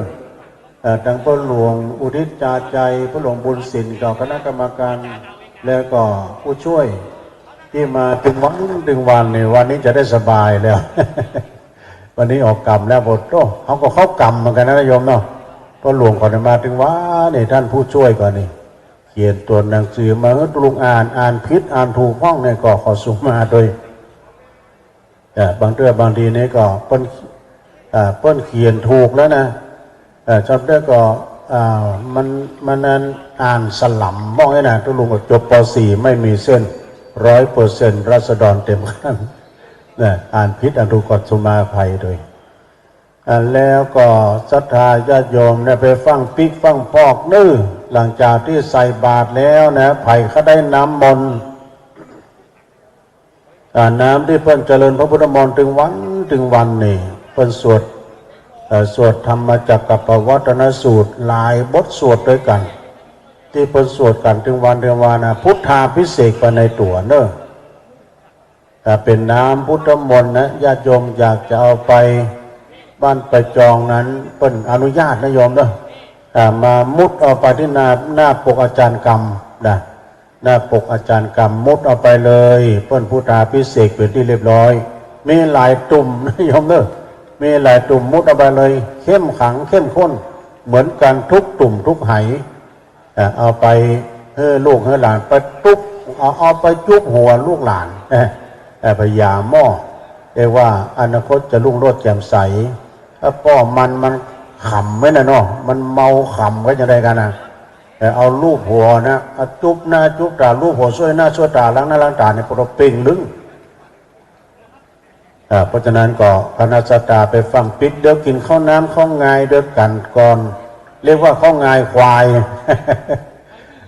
จะขวายก็ไม่ขวายจะเช้าก็ไม่เช้าคือว่ามอกเกิงกลางเนี่ยเนาะเรียกว่าข้าวงายควายกินข้าวน้ำข้าวตอนด้วยกันญาติโยมทั้งหลายลืมไปเอารายการรายชื่อรายนามเนาะนางสาววิลาวันล้อมเขตถอยไว้ตามไปหน้าแต่100 บาทตามไปหาพ่อดวงจันทร์ล้อมเขตแม่ศรีวันหม่องเชยแถม100 บาทเจ้ากรรมนายเวรแถม100 บาทเนาะรวมเป็น300 บาทต่อจากนั้นก็มีเพิ่มเติมมีนายเจริญนางประทุมนะกาวาลีตันไปหน้า100 บาทแล้วตันไปหาพ่อน้อยปันแม่อุ้ยขาจำนวนแบบ100 บาทอุทิศบุญกุศลไปหาก็คำแม่คำ100 บาทตันไปหน้าแต่50 บาทรวมเป็น350 บาทนะต่อจากนั้นก็มีเอ็มไผ่ตามเจ้ากรรมนายเวรแถม20 บาทเด้อหมายมีนางสาวจิรนันท์น้องจิรนันท์สิริกุลไพศาลอุทิศบุญกุศลเจ้ากรรมนายเวรและก็ญาติผู้ลงรับไปอีก100 บาทนางวิมลจันหลวงพร้อมด้วยครอบครัวกินตามไปหาดวงวิญญาณของพ่ออุ้ยมาแม่อุ้ยทาวงตาเขียว20 บาทตันไปหาพ่อสมบูรณ์นายสมบูรณ์วงตาเขียว20 บาทเทวบุตรเทวดาประจำตัว20 บาทเจ้ากรรมนายเวร20 บาทตันไปหน้าดับ20 บาทรวมเป็น100 บาทนางชนิดาเชื้อจิตและก็นายธนากรเชื้อจิตอุทิศบุญกุศลตานถนนตานไปหานายสมนึกเชื้อจิตแบบ100 บาทเนอะนางยุ่นลุงปอพี่น้องไตเนอะกันน้ำก็ไฟวัดม่อนฤาษีแถม200 บาทแล้วมีเพิ่มเติมหมายมีนางจริงลุงจรพี่น้องไตกันน้ำก็ไฟแถม160 บาทนาตานไปหน้าเลยนี่นะศรีวันอุปนันต์ตันไปหน้า100 บาทตันไปหานางช้อนนี่กันนะจันแดงแถม100 บาทเนอะแม่ยอดลงสู้พี่น้องไตกันน้ำก็ไฟจำนวนแถม50 บาทแล้วบทตอบแต่นั้นก็มีนางเชียงซ่าพี่น้องไตกันน้ำก็ไฟ100 บาทตานถนนลูกตัวนอนแดม100 บาทรวมเป็น200 บาทในเมืองนางเมียพี่น้องไตพี่น้องบ้านปงแม่วางเนอถนนตามถนนแดม100 บาทแม่ทองคำปูไหลคำนี่ปูไหลคำร่วมทำบุญตามถนนแดม1 ซองนะแล้วก็มีลุงตี้ในที่ปลาแก่นพี่น้องไตตานเจ้ากรรมในเวรแถม100 บาทในนางแสงอ่องพี่น้องไตนะตานเจ้ากรรมในเวรแถม100 บาทนะแม่เท่าคำปู่ลายคำนี่พี่น้องไตตานไว้ภายภาคหน้าแถม50 บาทอันนี้แม่สีตอนเปรมจิตพร้อมด้วยครอบครัวบ้านหนองบัวชัยปราการพุ่นจังหวัดเชียงใหม่ปู่ตัวนอน100 บาทชำระนิสงฆ์100 บาทรวมเป็น200 บาทในลูกนางหมวยพี่น้องไตทำบุญเจ้ากรรมในเป็น40 บาทเนาะเอามันจบนะเพิ่นฟังทางบ้านนะนางเมี่ยนนางเมี่ยนนายเหมือนพี่น้องลุงหมันนะฮะพี่น้องไตอันนั้นก็ไฟดำ1 ซองเนอะเจ๊เอาสามเณรเอาลักมาให้แล้วก็มีไอ้เดือนเนอะไอ้เดือนนางงามนี่พี่น้องไตร่วมทำบุญพร้อมครอบครัวแถม60 บาทเนาะนางสาวกันนิกากิติกานี่ตันไปหาเจ้ากรรมในเวรแถม100 บาทแล้วก็มีนางลำจวนพิมพ์สารพี่น้องปักตังสามัคคีเนอะตันหาเจ้ากรรมในเวรแล้วก็ตันไว้ภายภาคหน้าอุทิศบุญกุศลไปหานายบุญช่วยอินทยศโดยแถม120 บาทเนาะ พี่น้องถ้าว่าตักบาตรได้ไปฟังปิกเนื้อกินข้าวน้ำจำข้าวไงเดียวกันแล้วก็มาเอาน้ำมนต์เนื้อน้ำพระพุทธมนต์นะที่หน้าปกอาจารย์กรรมเอาขวดขาวมาตักเอาไปนะครอบครัวของนายชาตินางหม่ำนายหม่ำเนาะทำบุญถนนนึ่งซองแล้วก็มีนายหลู่นางหมวยยี่ยิงลาวพี่น้องไตนะฮะการน้ำก็ไฟแต่50 บาทแล้วก็พ่อน้อยแม่แก้ววงตะมานะอันนี้ก็จากอำเภอแม่ทะจังหวัดลำปางเนอะแต่50 บาทไม่เอาอย่างแม่เท่าของลุงตะตันหาเจ้ากรรมในเวร100 บาทตันเป็นหน้า100 บาทเนอะอันนี้นะแม่พัดวงพรมสายนางสาวจันทิพย์วงพรมสายพร้อมครอบครัวเนาะนอยอนี่น่ะนองยวงอ่ะนองยาง นองยางลำปางมั้ยน่ะลำปางพี่น้องลำปางมาจะไหลไม่เอาจอมในหีบก็ได้นะแม่เนี่ยจอมในหีบใส่บาตรเนาะไว้เป็นอย่างเดี๋ยวกินข้าวง่ายก่อนนะแม่เด้อเดี๋ยวตุลุงทางงานท่านมหาสมชาติจะพาไปแอวปุ่นจะพาไปแอวพุทธศรีคีรีที่อาจารย์ที่ท่านอาจารย์วรรณชัยเนาะจะเดี๋ยวกินข้าวง่ายแล้วก่อนไปฟังปีกเดือน้องไอติมค่ะเนาะไปฟังปีกเดือกินข้าวก่อนนะพี่น้องจากหนองม่วงแล้วก็มีแม่ลุงนายคำลุงแกงเนี่ยพี่น้องไตตำบลสร้างถนน50 บาทบนครับครับผมกราบไหว้สาครูบาอาจารย์ทุกรูปทุกองค์เจริญปอนคณะสัทธาญาติโยมสัทธาสาธุชนคนดีเฮาทุกท่านวันนี้เฮาได้มา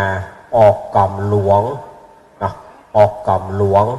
หรือว่าออกปริวัติกรรมวันนี้ก็ม่วนอกม่วนใจเนาะศรัทธาญาติโยมตังเจ้าภาพเปิ่นก็ได้ตักก็ดีบ่ได้ตักก็ดีเนอะได้อู้กันก็ได้อู้ก็ดีบ่ได้อู้ก็ดีนะเปิ่นก็ขออภัยด้วยเนอะการต้อนรับขับสู้แม้นว่างานนี้ขาดตกบกพร่องด้วยประการฉันใดศรัทธาญาติโยมอันเป็นเจ้าภาพทุกท่านก็ขออภัย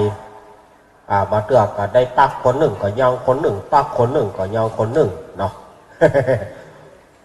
อาตมาล่ามาลูนศรัทธาญาติโยมคนจีก็มาจัดเจ้า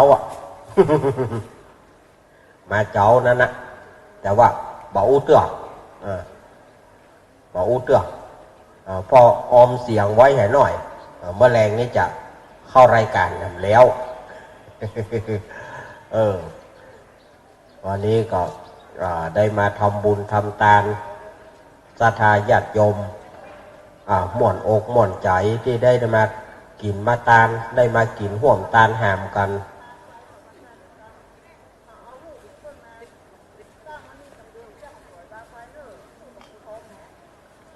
ศรัทธาญาติโยมเนาะ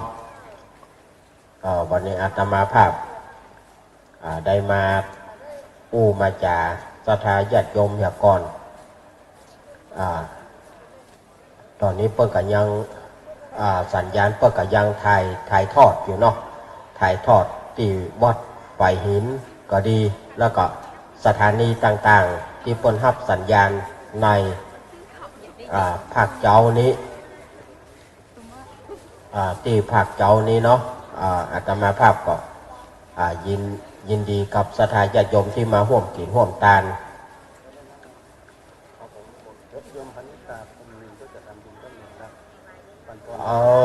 โยมปี่พันนิตราพรหมมีนขอได้เป็นบุญเป็นกุศลเนอสัพปิติโยมีวจันตุสัพโรโกวินาสตุมาเตภาวะตวันตรโยสุขีติกายุโกภาวะอภิวาทานาสีริสานิจังวุธาปจายโนจาตารโรธรรมทันติอายุวันโนสุขังพระลังไปมาย่ำเงาเสียง พายพวกมันย่อมเงาเสียงเขาเปลี่ยนไปอ่ะ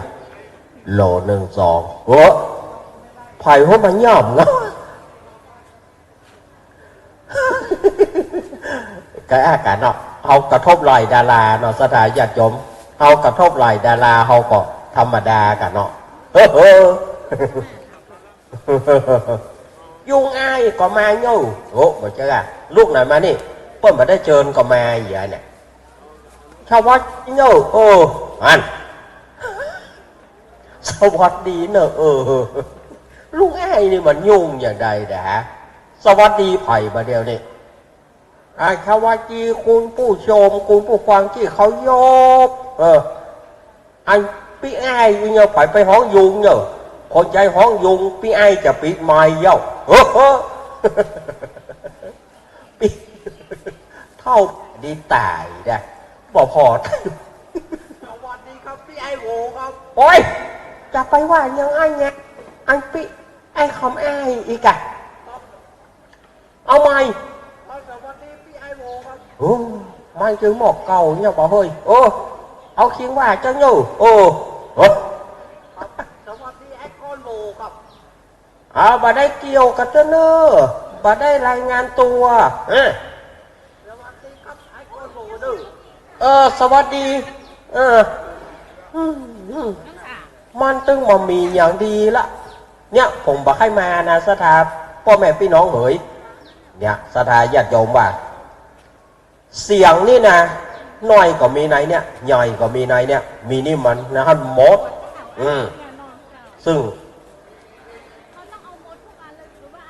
เป็นการทำยากเลย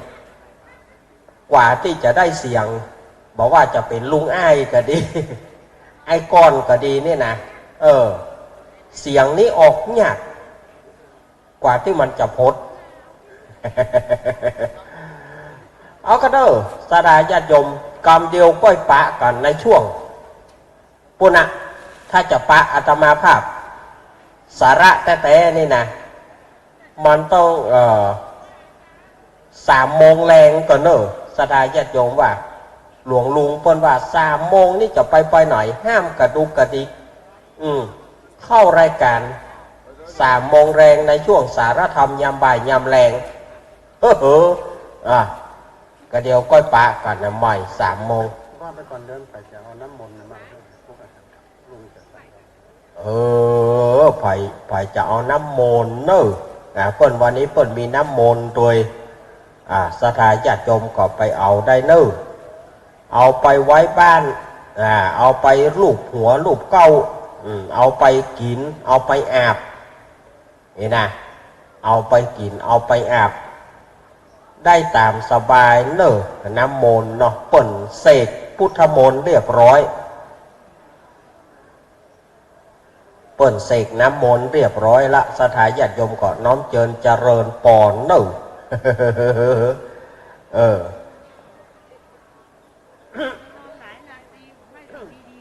ขอสุมาอภัยเตอะมันเจออากาศเย็นสถานญาติโยมพอเจออากาศเย็นเข้ามาอากาศเย็นก็ยุ่งเหมือนกันนะเสียงนี่มันไปบัดให้ได้อันเมื่อเราบอกกับไม้มันก็ยังแควหน่อยเสียงนี่นะแต่ถ้าเรากับไม้ไปแล้วเอาแล้วเนอะมันได้จะจามจะไอมันจะมีในมันนี่หมด แต่ใจมันสู้บ่ได้เนาะแต่ญาติโยมเนาะใจมันสู้ก็มามาจากันเถอะก่อนวันนี้วันสุดท้ายก็สถานญาติโยมกินข้าวน้ำข้าวไงก่อนนึข้าวไงต่างข้าวตอนเนาะ ข้าวไงต่างข้าวตอนเดี๋ยวอาตมาจะปีกวัดปีกวาอย่าพักแค่สัก1-2 ชั่วโมงก็ได้มาที่ปากกลางเจริญอาตมาไถ่มาเท่าเนี่ยเนอะอำเภอดอยหล่อเขานี่นะอาตมาไถ่มาเท่าของเนี้ยจากละปูนมาเขตเชียงใหม่จากเขตเชียงใหม่ก็ปิกไปละปูนนะสถานญาติโยมเนาะกันเอาหมวนเอางานกันไปได้สถานญาติโยมบ้านเล่นกันไปพ่องแต่กันไปพ่องจะไปถือไปตือกันเนอะ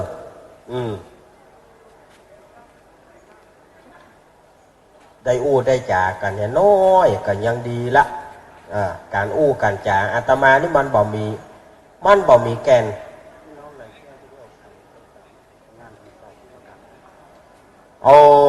อันวัดไหลแก้วเนอะวัดไหลแก้วตำบลสีเตี้ยอำเภอบ้านห้องจังหวัดลำพูนเปิ้นก็ได้เข้ากรรมพระเนนเป็นกิจกรรมเป็นกิจกรรมของสามเณรนักเรียนวัดพระเจ้าตนหลวงวัดพระเจ้าตนหลวงอันนี้เปิ้นก็เข้ากรรมมาตั้งแต่วันที่อย่างนี้วันที่18แล้วเปิ้นจะออกวันพุธเมื่อเจ้าเนอะวันพุธเมื่อเจ้าพระเนนเห็นเจ้าสามเณรนักเรียนทุกท่านเปิ้นก็จะออกกรรมในวันพุธเมื่อเจ้าเปิ้นจะออกวันพุธเมื่อเจ้าและกินข้าวนักข้าวงายแล้วประกอบพระเนนก็จะเปิดวัดไผ่วัดมันละ เนาะแล้วก็งานประเพณีก็ยังมีแหมนะศรัทธาญาติโยมจากเขาทำบาตรจากเขาเดี๋ยวกันเนอะเจไปหย่อมเงามาไว้จากเขาทำบุญตักบาตรวันนี้แล้วเขาก็ยังจะได้ทำบุญตักบาตรแถมก็คือวันเพ็ญพุธวันอุปคุตอันนี้ก็วัดไผ่วัดมันเขาจะได้ทำบุญแถมละอันนี้เพิ่นไปละปูนแล้วก็เขาก็จะยังจะมาตักบาตรต้อนรับปีใหม่แถมดุเขาได้ทำบุญกันนักศรัทธาญาติโยมแล้วก็ประเพณีประเพณีก็จะเริ่มละวัดบ้านดงหลวงแล้วก็วัดหนองยวงเปิ้นก็จะเข้าเปิ้นก็จะมีการอย่างก็ประเพณีแล้ววัดอาตมาภาพก็จะมีเนอะบอกคือศรัทธาญาติโยมเนอะ31 มีนาคมแล้วก็1 เมษายน31 มีนาคมนี่ก็เป็นวันห้างน้อยวันตกแต่งดาแล้วก็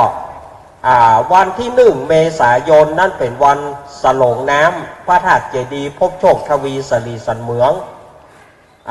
สันเมืองเวียงหนองร่องเนอะเพราะสันเมืองมันมีหลายที่เนาะสันเมืองเวียงหนองร่องศรัทธาญาติโยมก็ ไปห่วมกินห่วมตาลกันเพราะมันปีหน้าก็ลูกก็ปีหน้าถ้าเขานับเป็นเดือนมากับเจ้เมินแล้วนะจากนี้ไป3-4 เดือนได้นะ ว่าฝ่ายที่จะฮับเป็นเจ้าภาพสังฆทานฝ่ายจะเป็นเจ้าภาพโฮงตาลอันนี้กล้วยปุ้นกันเนอะกุมภาพวกกันเนอะกุมภาพวกก่อนอาตมาถึงจะประกาศว่าฝ่ายจะฮับเป็นเจ้าภาพสังฆทานแล้วก็โฮงตาลอันนี้ต้องพุ่นประมาณกุมภาต้นหรือว่ากลางกุมภาพวกอาตมาจะประกาศงานก็ยังมีนักมีหนาเนาะศรัทธาญาติโยมจากนั้นแถม12 วันจากนั้นแถม12 วันก็เป็นสงกรานต์ปีใหม่แถมละดูเขาทำบุญนี่ตึงบ่ตึกบ่เตาประชาสัมพันธ์ก็รู้เขาก็หนานว่าเพื่อจะเดินทางไปอาเขตกับสถานีรถไฟเนี่ยรถกันตองเนี่ยจอดตั้งหลังเลยพระคุณเจ้าที่จะเดินทางไปที่อาเขตรถเหลืองจอมทองจอดที่เขาบะขามด้วยที่เขาบะขามพระคุณเจ้าเดี๋ยวฉันโชเฟอร์ไปฟังอย่างกี่เข้าก่อนนะตัวเจ้ากินแล้วพระคุณเจ้ากำลังจะฉันนะพระคุณเจ้าที่จะเดินทางไปที่อาเขตนะสถานีรถไฟรถเหลืองจอมทองรออยู่ที่ต้นบะขามหลวงพี่แสงตะวันนิมนต์มาตรงนี้ก่อนนะครับฉันเช้าแล้วก็ตังแล้วก็ท่านอาจารย์เชื้อทุกพี่สิริชัยท่านมหาสมชาตินะครับนิมนต์ฉันเดี๋ยวพี่เน้นรักหน่อยเดี๋ยวตุลงประกาศนิกรรมเดี๋ยวแป๊บเดียวหันหัวเข้าปากรู้หอนร้องว่าอันนี้ทราบอันนี้พระคุณเจ้าพระอาจารย์วิเชียรนึฐานะวีโลอุตตมะนี่ก็ตามนั้นแก่ญาติธรรมร่วมกับญาติธรรมตันถนนดำนึ 500 บาทเนอะถนนแล้วก็พระเจ้าทันใจถนนขึ้นหลวงพ่อทันใจองค์โต500 บาทเนอะแล้วก็อันนี้โยมนางสาวน้ำหอมอินตะในร่วมตำบล100 บาทนะอายุวันโนสุขังพลังนะโยมเนอะสาธุสาธุจะมาร่วม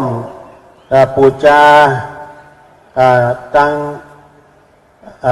ขันใบสีนะแม่ทิศว่ากรณีพิเศษต่อได้ก็ไม่ต่อได้แล้ว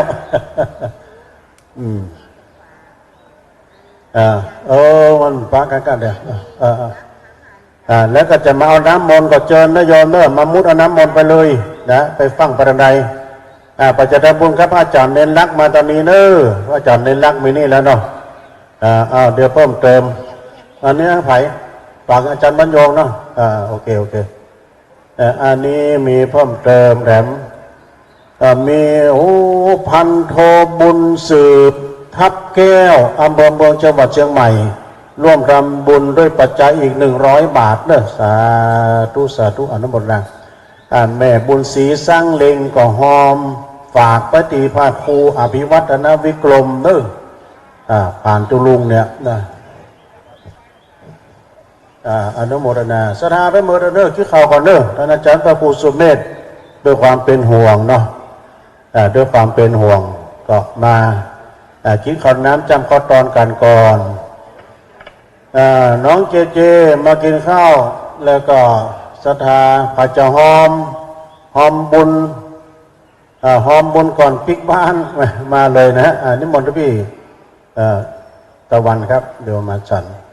อาหารวันนี้เราพ่อหลวงอุทิศส่งตายได้กันนะมีแบบกุ้งทอดวะเนี่ยบะลำไยทอดก็มีเนี่ยอันนี้มี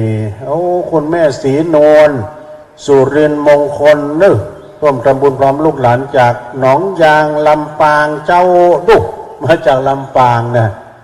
ขอบคุณเนอะสาธุแม่นะแม่เอาโฮงทานมาด้วยขอบคุณเนอะขอบคุณเนาะแม่เป็นการเตี้ยด้วยพี่จดชื่อเลยฮะจดชื่ออะไรหลวงพี่อะไรครับเดี๋ยวหลวงพี่สราวุธนอกจากจังหวัดอะไรสกลนครนะฮะจำเลยพี่ขอบคุณเนอะหลวงพี่สราวุธ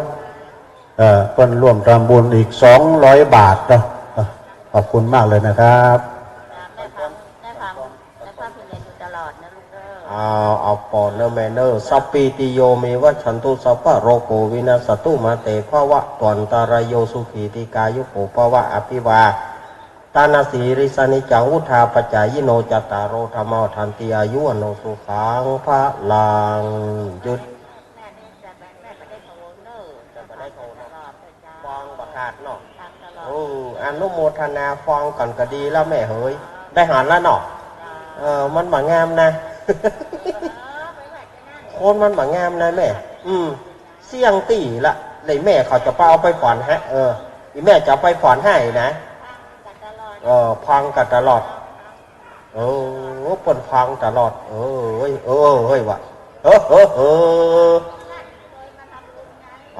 สาธุอนุโมทนา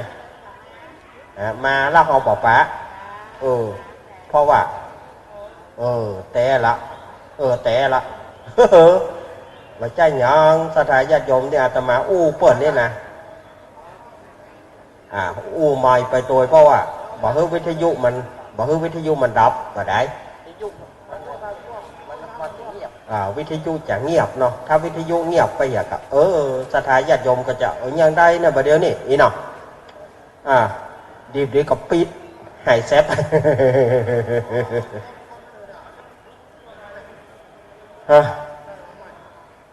แต่เจ้านี้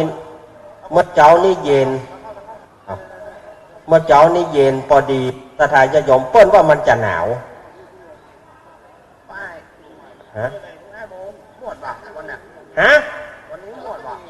ฮะวันนี้มวดว่าก็อายโบเดี๋ยวก็ยิ่งก็ม่วนก็ยีอยู่nhàวันนี้nhà phải hamห้องยุงเนอะcó ai bố muộn bảo con nè hả con ní muộn bảo có ai bố ให้ก้อนโบร้องม่วนป่ะ ม่วนพอได้เพิ่นอะวันนี้อย่าได้ฮะ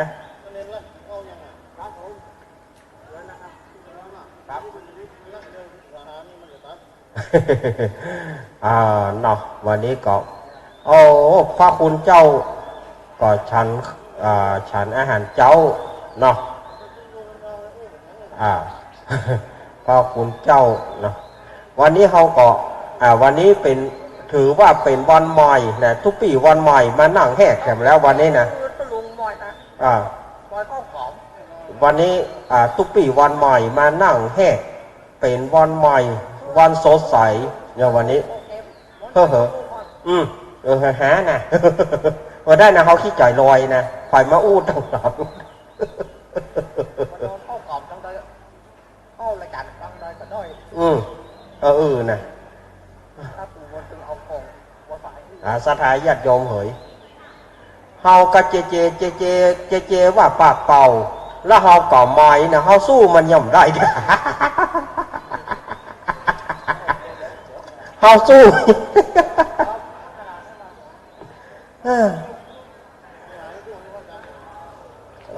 นะ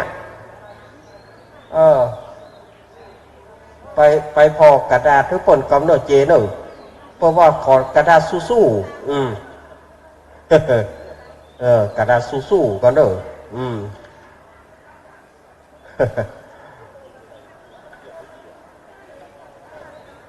อศรัทธาญาติโยมเปิ้นมากันนักมากันหลายวันนี้นะเปิ้นว่า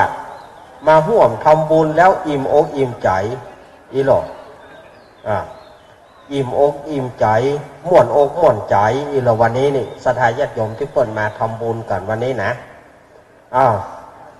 บุญใดกุศลใดศรัทธาญาติโยมทำแล้วอาตมาภาพกอวยจบอวยใจเพื่อศรัทธาญาติโยมได้อยู่ดีมีสุขเหมือนกันกุคนในด้านดิถีขึ้นปีใหม่2567ซึ่งเป็นปีงูทองเนาะปีงูทองจะเข้ามาหามแล้ววันนี้วันที่22ยกว่าไปก็ลืมไปคนเดียวนะศรัทธาญาติโยมเหยเพราะหัวมันหมุนติ้ว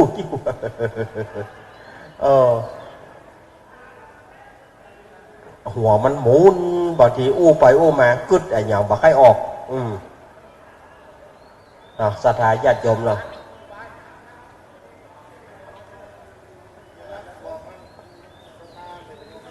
ศรัทธาญาติโยมที่ศรัทธาญาติโยมที่ทำบุญบ่ต้องปีกเนอะลวดเป็นขยมเนี่ยเนอะลวดเป็นขยมทุกเจ้าเนี่ยเนอะลวดเป็นขยมทุกเจ้าอายุวันโนชูขังปาลังเนี่ยเนาะลวดเนี่ยนะเปิ้นปอนนะลูกเปิ้นปอนก็ศรัทธาญาติโยมก็ลวดเป็นขยมกินได้เลยบ่เป็นอย่างเปิ้นอุปโลกไว้แล้วบ่ได้เป็นบาปเป็นกรรมอย่างละเนาะ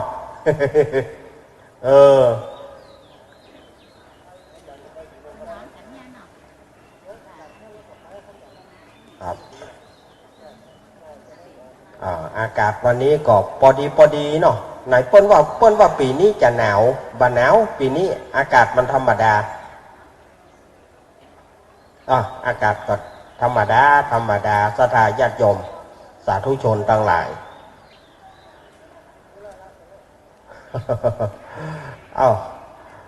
วันนี้ก็มากันนักมากันหลายอนุโมทนาบุญกับศรัทธาญาติโยมทุกท่านเนาะ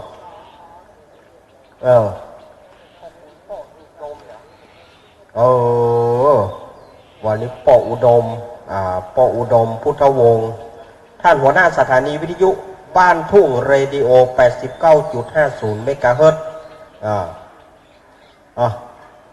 ในดีทีขึ้นปีใหม่ก็ป่อก็มีสุขภาพพรรณนามัยสมบูรณ์แข็งแรงในด้านดีทีขึ้นปีใหม่ 2567 เนาะแม่เทียมบอลตัวป่ออุดมตัวแล้วครอบครัวทุกท่านนะเนาะในปีใหม่นี้ท่านทั้งหลายความสุขความเจริญช่างแออีเนาะ เจว่าแล้วก็เลี้ยวอ่ะเนาะ เจว่าแล้วก็เลี้ยวอ่ะเนอะ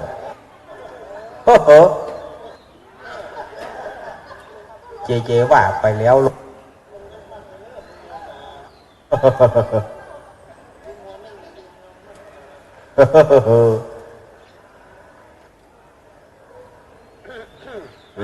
เอาละหนึ่ง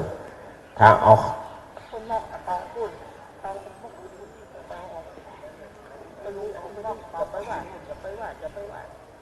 ศรัทธาญาติโยมต่างหลายเนาะงานประเพณีงานเข้ากล่อมต่างๆก็เริ่มกันมาละประเพณีก็วัดดงหลวงก็ดีวัดหนองยวงก็ดีแล้วก็ปุ้นเรายาวใต้เนี่ยเรายาวใต้นี่เดือน4เปงเนอะ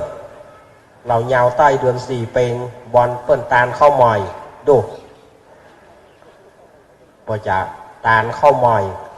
แล้วก็ลวดเป็นงานประเพณีต่าง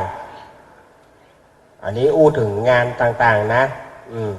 แต่ปีนี้นี่บอกว่าปอยหลวงจะมีที่ไหนแถมพ่องปีนี้อาตมายังบอกหูเตือปีนี้ว่าปอยหลวงแต่ว่าประเพณีเนี่ยนักหนาป้าป้านหนึ่ง ในจำนวนนั้นก็มีวัดอาตมาวัดหนึ่งทุกปีเอา16 เมษาศรัทธาญาติโยมโตอีทปีใหม่ก็พอปีใหม่ศรัทธาญาติโยมศรัทธาเจ้าบ้านทั้งหลายเดือดร้อนเปิ้นจะปีใหม่ก็บ่ได้ปีใหม่ก็เลยเลื่อนขึ้นมาเป็นวันที่1 เมษาเนาะงานประเพณีส่งน้ำพระธาตุก็จะได้ยังแขวนหน่อยมันจะบ่ได้อีทปีที่แล้วนี่นะศรัทธาญาติโยมไหวไดปีที่แล้วนี่นะปทหัวเข่าปด้านเหมือนค้อนกองศรัทธาญาติโยมเขาลากเขาหล่นเขาลากเขาบึ้ก็ปอนปอนโฮงตาลบึ้ก็ไอ้ดำหัวปีใหม่เขาลากเขาหล่นล่าหัวเข่าเขาปด้านอย่าค้อนกองศรัทธาญาติโยมว่าปทธรรมโมสังโฆเหียเตออีแต่อีดว่า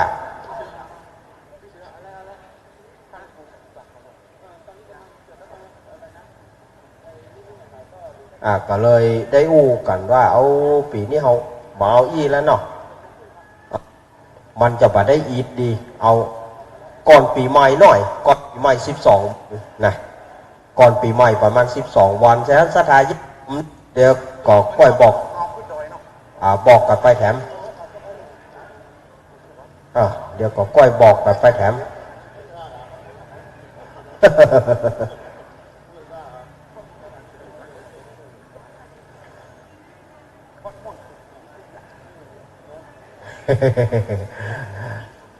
ดอก ศรัทธาญาติโยมเปิ่นก็มาทำบุญกับครูบาอาจารย์ทำบุญครูบาอาจารย์วันนี้ศรัทธาญาติโยมเขาได้บุญหนักนะ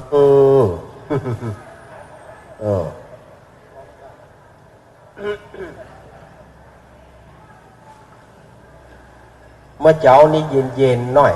เอาปลามาฮ้อนสุดดำและศรัทธาญาติโยมเอ๋ย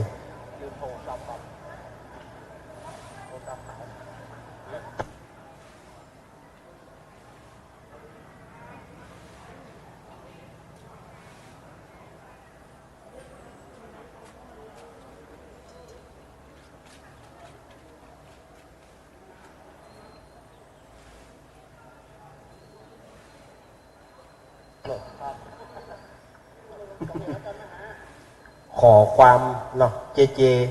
กระเดียวประจันโล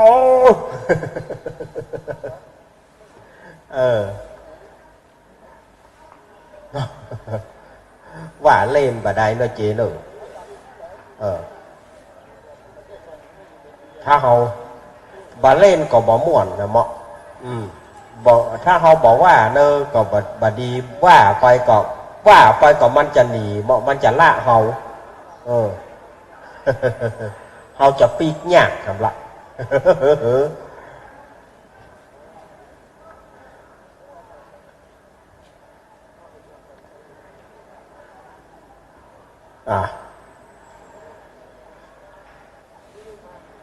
สถาญาติโยมต่างหลายเพิ่นก็กินข้าวกินน้ำกันก่อน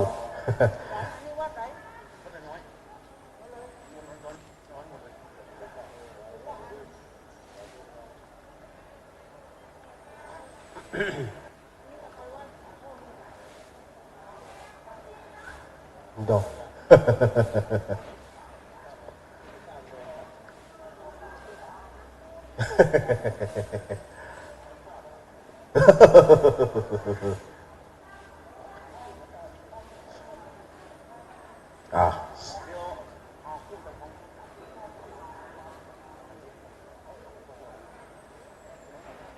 ตอนนี้เปิ้นก็ยังถ่ายทอดอยู่เนาะถ้าว่าบ่อู้ไปวิทยุมันจะดับบ่ใช่หยัง อาตมาขณะที่อาตมาภาพก็รอโชเฟอร์อยู่นะประเด็นนี้นะอาตมาภาพก็ในขณะที่อู้นี้ก็รอโชเฟอร์อยู่ว่าโชเฟอร์จะมาเมื่อใด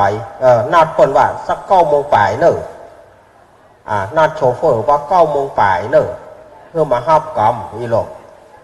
ย่ำได้ยินมาเตื้อนะ แล้ววันละเขาไว้นี่เหรอกะวันละเขานี่เขาก็มีรถปีกันเนอะ อายุปิ๊กไปก่อน เขาจะ ตั้งหาลองเร็วได้เขาลองเร็วหน่อย ละเขาไว้นี่เนี่ยเขาจะเท่าเขาเนี่ยนะไผ่มาเลี้ยงเข้าเขาเนี่ย ออกเรียบร้อยแล้ว เรียบร้อยแล้วกันเลี้ยวแล้วเนาะเจว่าเลี้ยวละอีหรออูธุระไปเรียบร้อยละอีหรอกะออนมันไป3 ออนแล้วน่ะ ออนเนี่ยมันไป3 ออนแต่ถามว่าออนอะอย่างก็บอกว่าออนได้3 ออนเนาะแม่นก็ลุงไอ้แม่ย่ายอเนี่ย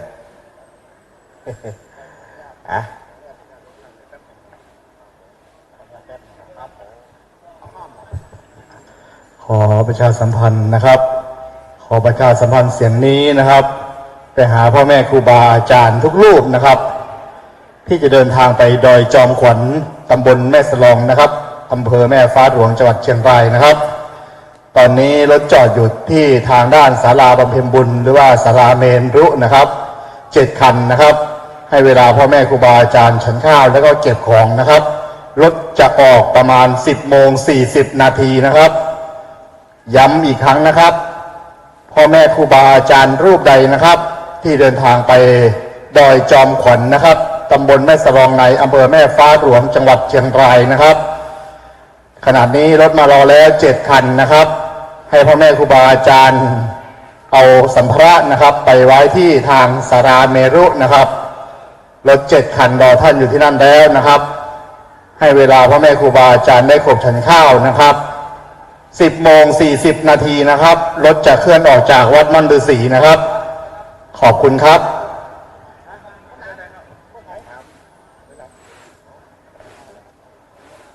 ครับผม เปิ้นแจ้งมานั่นล่ะอาตมาภาพก่อนเขาจริงเปิ้นอาตมาภาพจะบัดจ้างประกาศเรื่องงานต่างๆงานต่างๆเนี่ยอาตมาก็บอกแกวนเนาะต้องให้เปิ้นประกาศเอง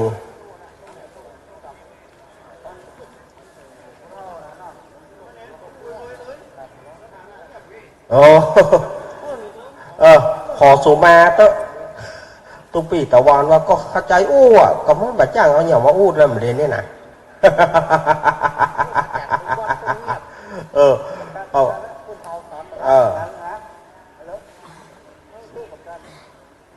สถานีมันจะเงียบบ่ได้บ่ใจอย่างเนาะเขาก็อู้กันค่าเวลากันไปอาตมาก็รอเวลาโชเฟอร์จะมาฮับ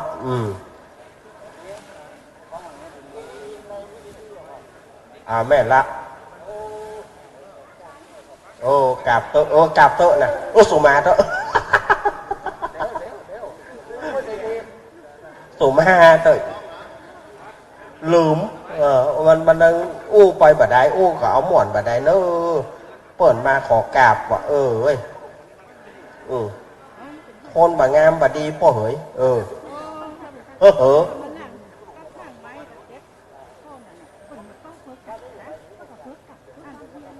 เป็นมงคลแล้วเนาะมันเสียงกับตัวมันบ่เหมือนกันเนาะเสียงกับตัวมันบ่สมดุลกันนะเสียงกับตัวนี่มันต่างกันนะ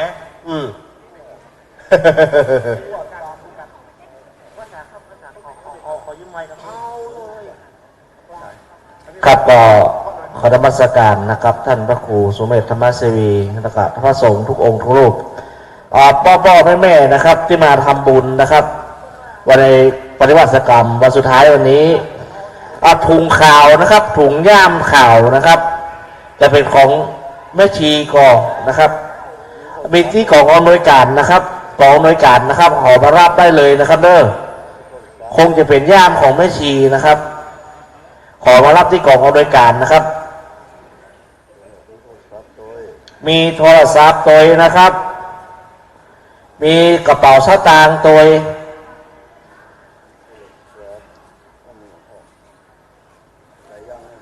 ครับท่านใดนะครับที่ว่าเอากระเป๋ามาตัวแล้วก็กระเป๋าหายบัตรติดตัวนะครับมารับที่กองอำนวยการนะครับที่นายศาลาพระเจ้าตอนใจนะครับนะครับ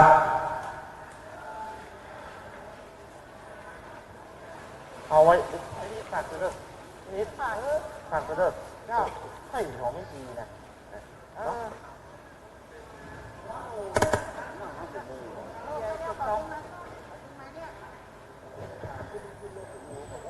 บก็ต้องขอบคุณนะครับไปยังพ่อบ้านแม่บ้านนะครับทั้ง3 หมู่บ้านนะครับที่ช่วยกันทำงานมาตั้งแต่วันที่10ถึงวันที่22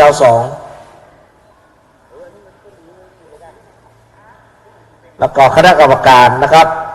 ทุกท่านนะครับงานเราก็สำเร็จรุ่ล่วงไปด้วยดีขอบคุณไปยังพ่อแม่พี่น้องคณะสัตยาต่างบ้านนะครับขอบคุณไปยังทีมงานแม่ทิศนะครับทีมงานแม่ทิศตัวนะครับที่มาช่วยนะครับมาช่วยทางวัดม่อนฤาษีได้แต่12 วันมาละนะครับขอบคุณไปยังทีมงานแม่ทิศตัวนะครับ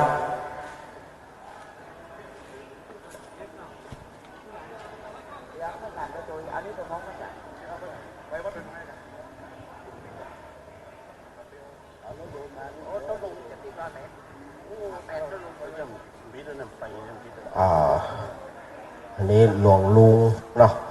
ขอบคุณหลวงลุงนะครับผมวันนี้เปิ้ลก็มาเปิ้ลมาหลายบอลแล้วลูกอาตมาภาพก็มาเมื่อล่าเมื่อลูนเปิ้ลมาเมื่อล่าเมื่อลูนเปิ้ลก็เลยเพื่อปีเตือก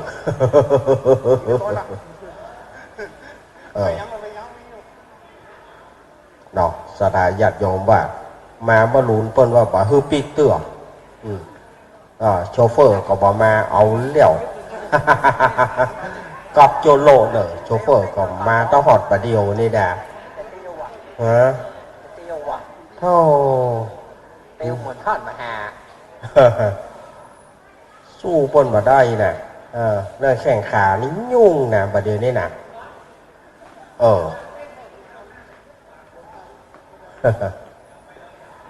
ถ้าโชเฟอร์มาฮับอาจจะมาภาพก็คงจะหยุดไว้ที่อีเนอะก็คงจะปีกไปที่วัดแถวกรรมก่อนละสถาญาติโยมอยู่ที่วัดฮะแต่กี้สถาญาติโยมก็โทรหาว่าได้บอกก็เปิ่นมาที่วัดมีไหนเนาะมีที่เปิ่นออกกล่อมไปเนาะฮะลำปางเนาะซื้อแคบหมูคมจะกินเนอะกลัวเป็นแคบควายครับเอาคนต้นหน่อยอีแม่ยังแม่บุญที่รายเนาะ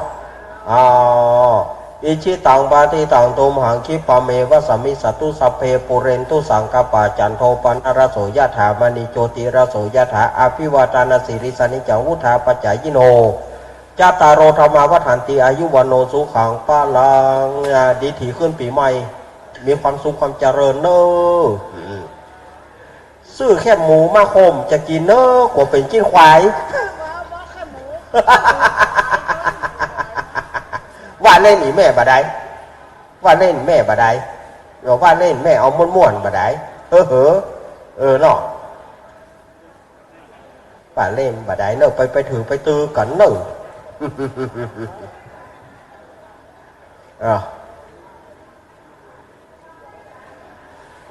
นัดรถมา9 โมง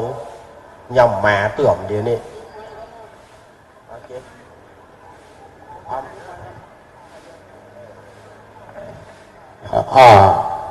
พระคุณเจ้ารูปไหนนะครับที่จะขึ้นพร้าวตอนนี้รถมาจอดรอท่านนานแล้วรถทะเบียน6055จอดหน้าโรงเตรียมพระคุณเจ้าที่จะขึ้นไปอำเภอพร้าวตอนนี้รถรอพระคุณเจ้าอยู่ถ้าจำไม่ได้ก็จำทะเบียนนะครับ6055ทะเบียน6055พระคุณเจ้าขึ้นได้เลยนะครับที่จะไปพร้าวคือถ้าว่ามาพร้อมมาครบก็จบกลับไปรถก็ไปออกเลยนะครับฉะนั้นพระคุณเจ้าที่ยังไม่เต็มตัวหรือเตรียมแล้วแต่ไม่รู้ว่ารถคันไหนก็เอามาที่รถเหลืองหน้าโรงเตรียมทะเบียน6055เพื่อจะพาพระคุณเจ้าไปสู่เมืองพร้าวแดนพุทธภูมิหรือแดนพระอริยสงฆ์นะหวังว่าพระคุณเจ้าทุกรูปที่จะขึ้นพร้าวคงจะได้ยินเสียงประชาสัมพันธ์จากกองอำนวยการตรงนี้สำหรับพระคุณเจ้าที่จะไปสถานีรถไฟหรืออาเขตตอนนี้รถเหลืองก็เสร็จมารอรับพระคุณเจ้าแล้วอยู่หน้าโรงเจี๊ยบเหมือนกันเหมือนกันนะมีรถเหลือง2 คัน65006055ไปพร้าวส่วนคันข้างหลังไปสถานีรถไฟพระคุณเจ้าที่จะไปสถานีรถไฟก็ดีไปอาเขตก็ได้พร้อมแล้วเตรียมสัมภาระขึ้นรถได้เลยทันทีครับผมท่านลุงประกาศเรียบร้อยแล้วเนาะครูบาอาจารย์ที่จะไปแม่สลองนะครับอำเภอแม่สลองรถมารอแล้ว7 คันโยมก็รอหน่อยนะหลวงพี่หลวงพ่อรอหน่อย7 คันนะครับท่านอาจารย์ที่ครูบาอาจารย์ที่จะไปเข้าลูกขมูลที่อำเภอ2จังหวัดแพร่รถก็จอดอยู่ที่โรงเตรียมเช่นเดียวกันนะครับที่ต้นมะขามนะครับครูบาอาจารย์ที่มารับก็รอตรงนั้นนะครับรอตรงนั้นเผื่อท่านจะมาถามเห็นจดลงชื่อลงทะเบียนไว้ก็หลายรูปนะครับมีหลายที่ส่วนผ้าห่มนะครับเอาไว้ที่ปกอาจารย์กรรมนะครับมุมทางด้านสุดท้ายนะครับให้ไว้ตรงมุมโน้นนะครับตอนนี้เจ้าวาดก็มารอแล้วครับที่วัดอะไรก็ วัดดอนแก้วนะครับอำเภอ2จังหวัดแพร่นะครับตอนนี้รถมารับแล้ว3 คันรถมาแล้วรับแล้ว3 คันอยู่ตรงนั้นครับตอนนี้ฉันเข้ากันอยู่ใจเย็นใจเย็นรอเดี๋ยวมีรับรองมีหลายรูปนะครับที่จะไปเองก็มีนะ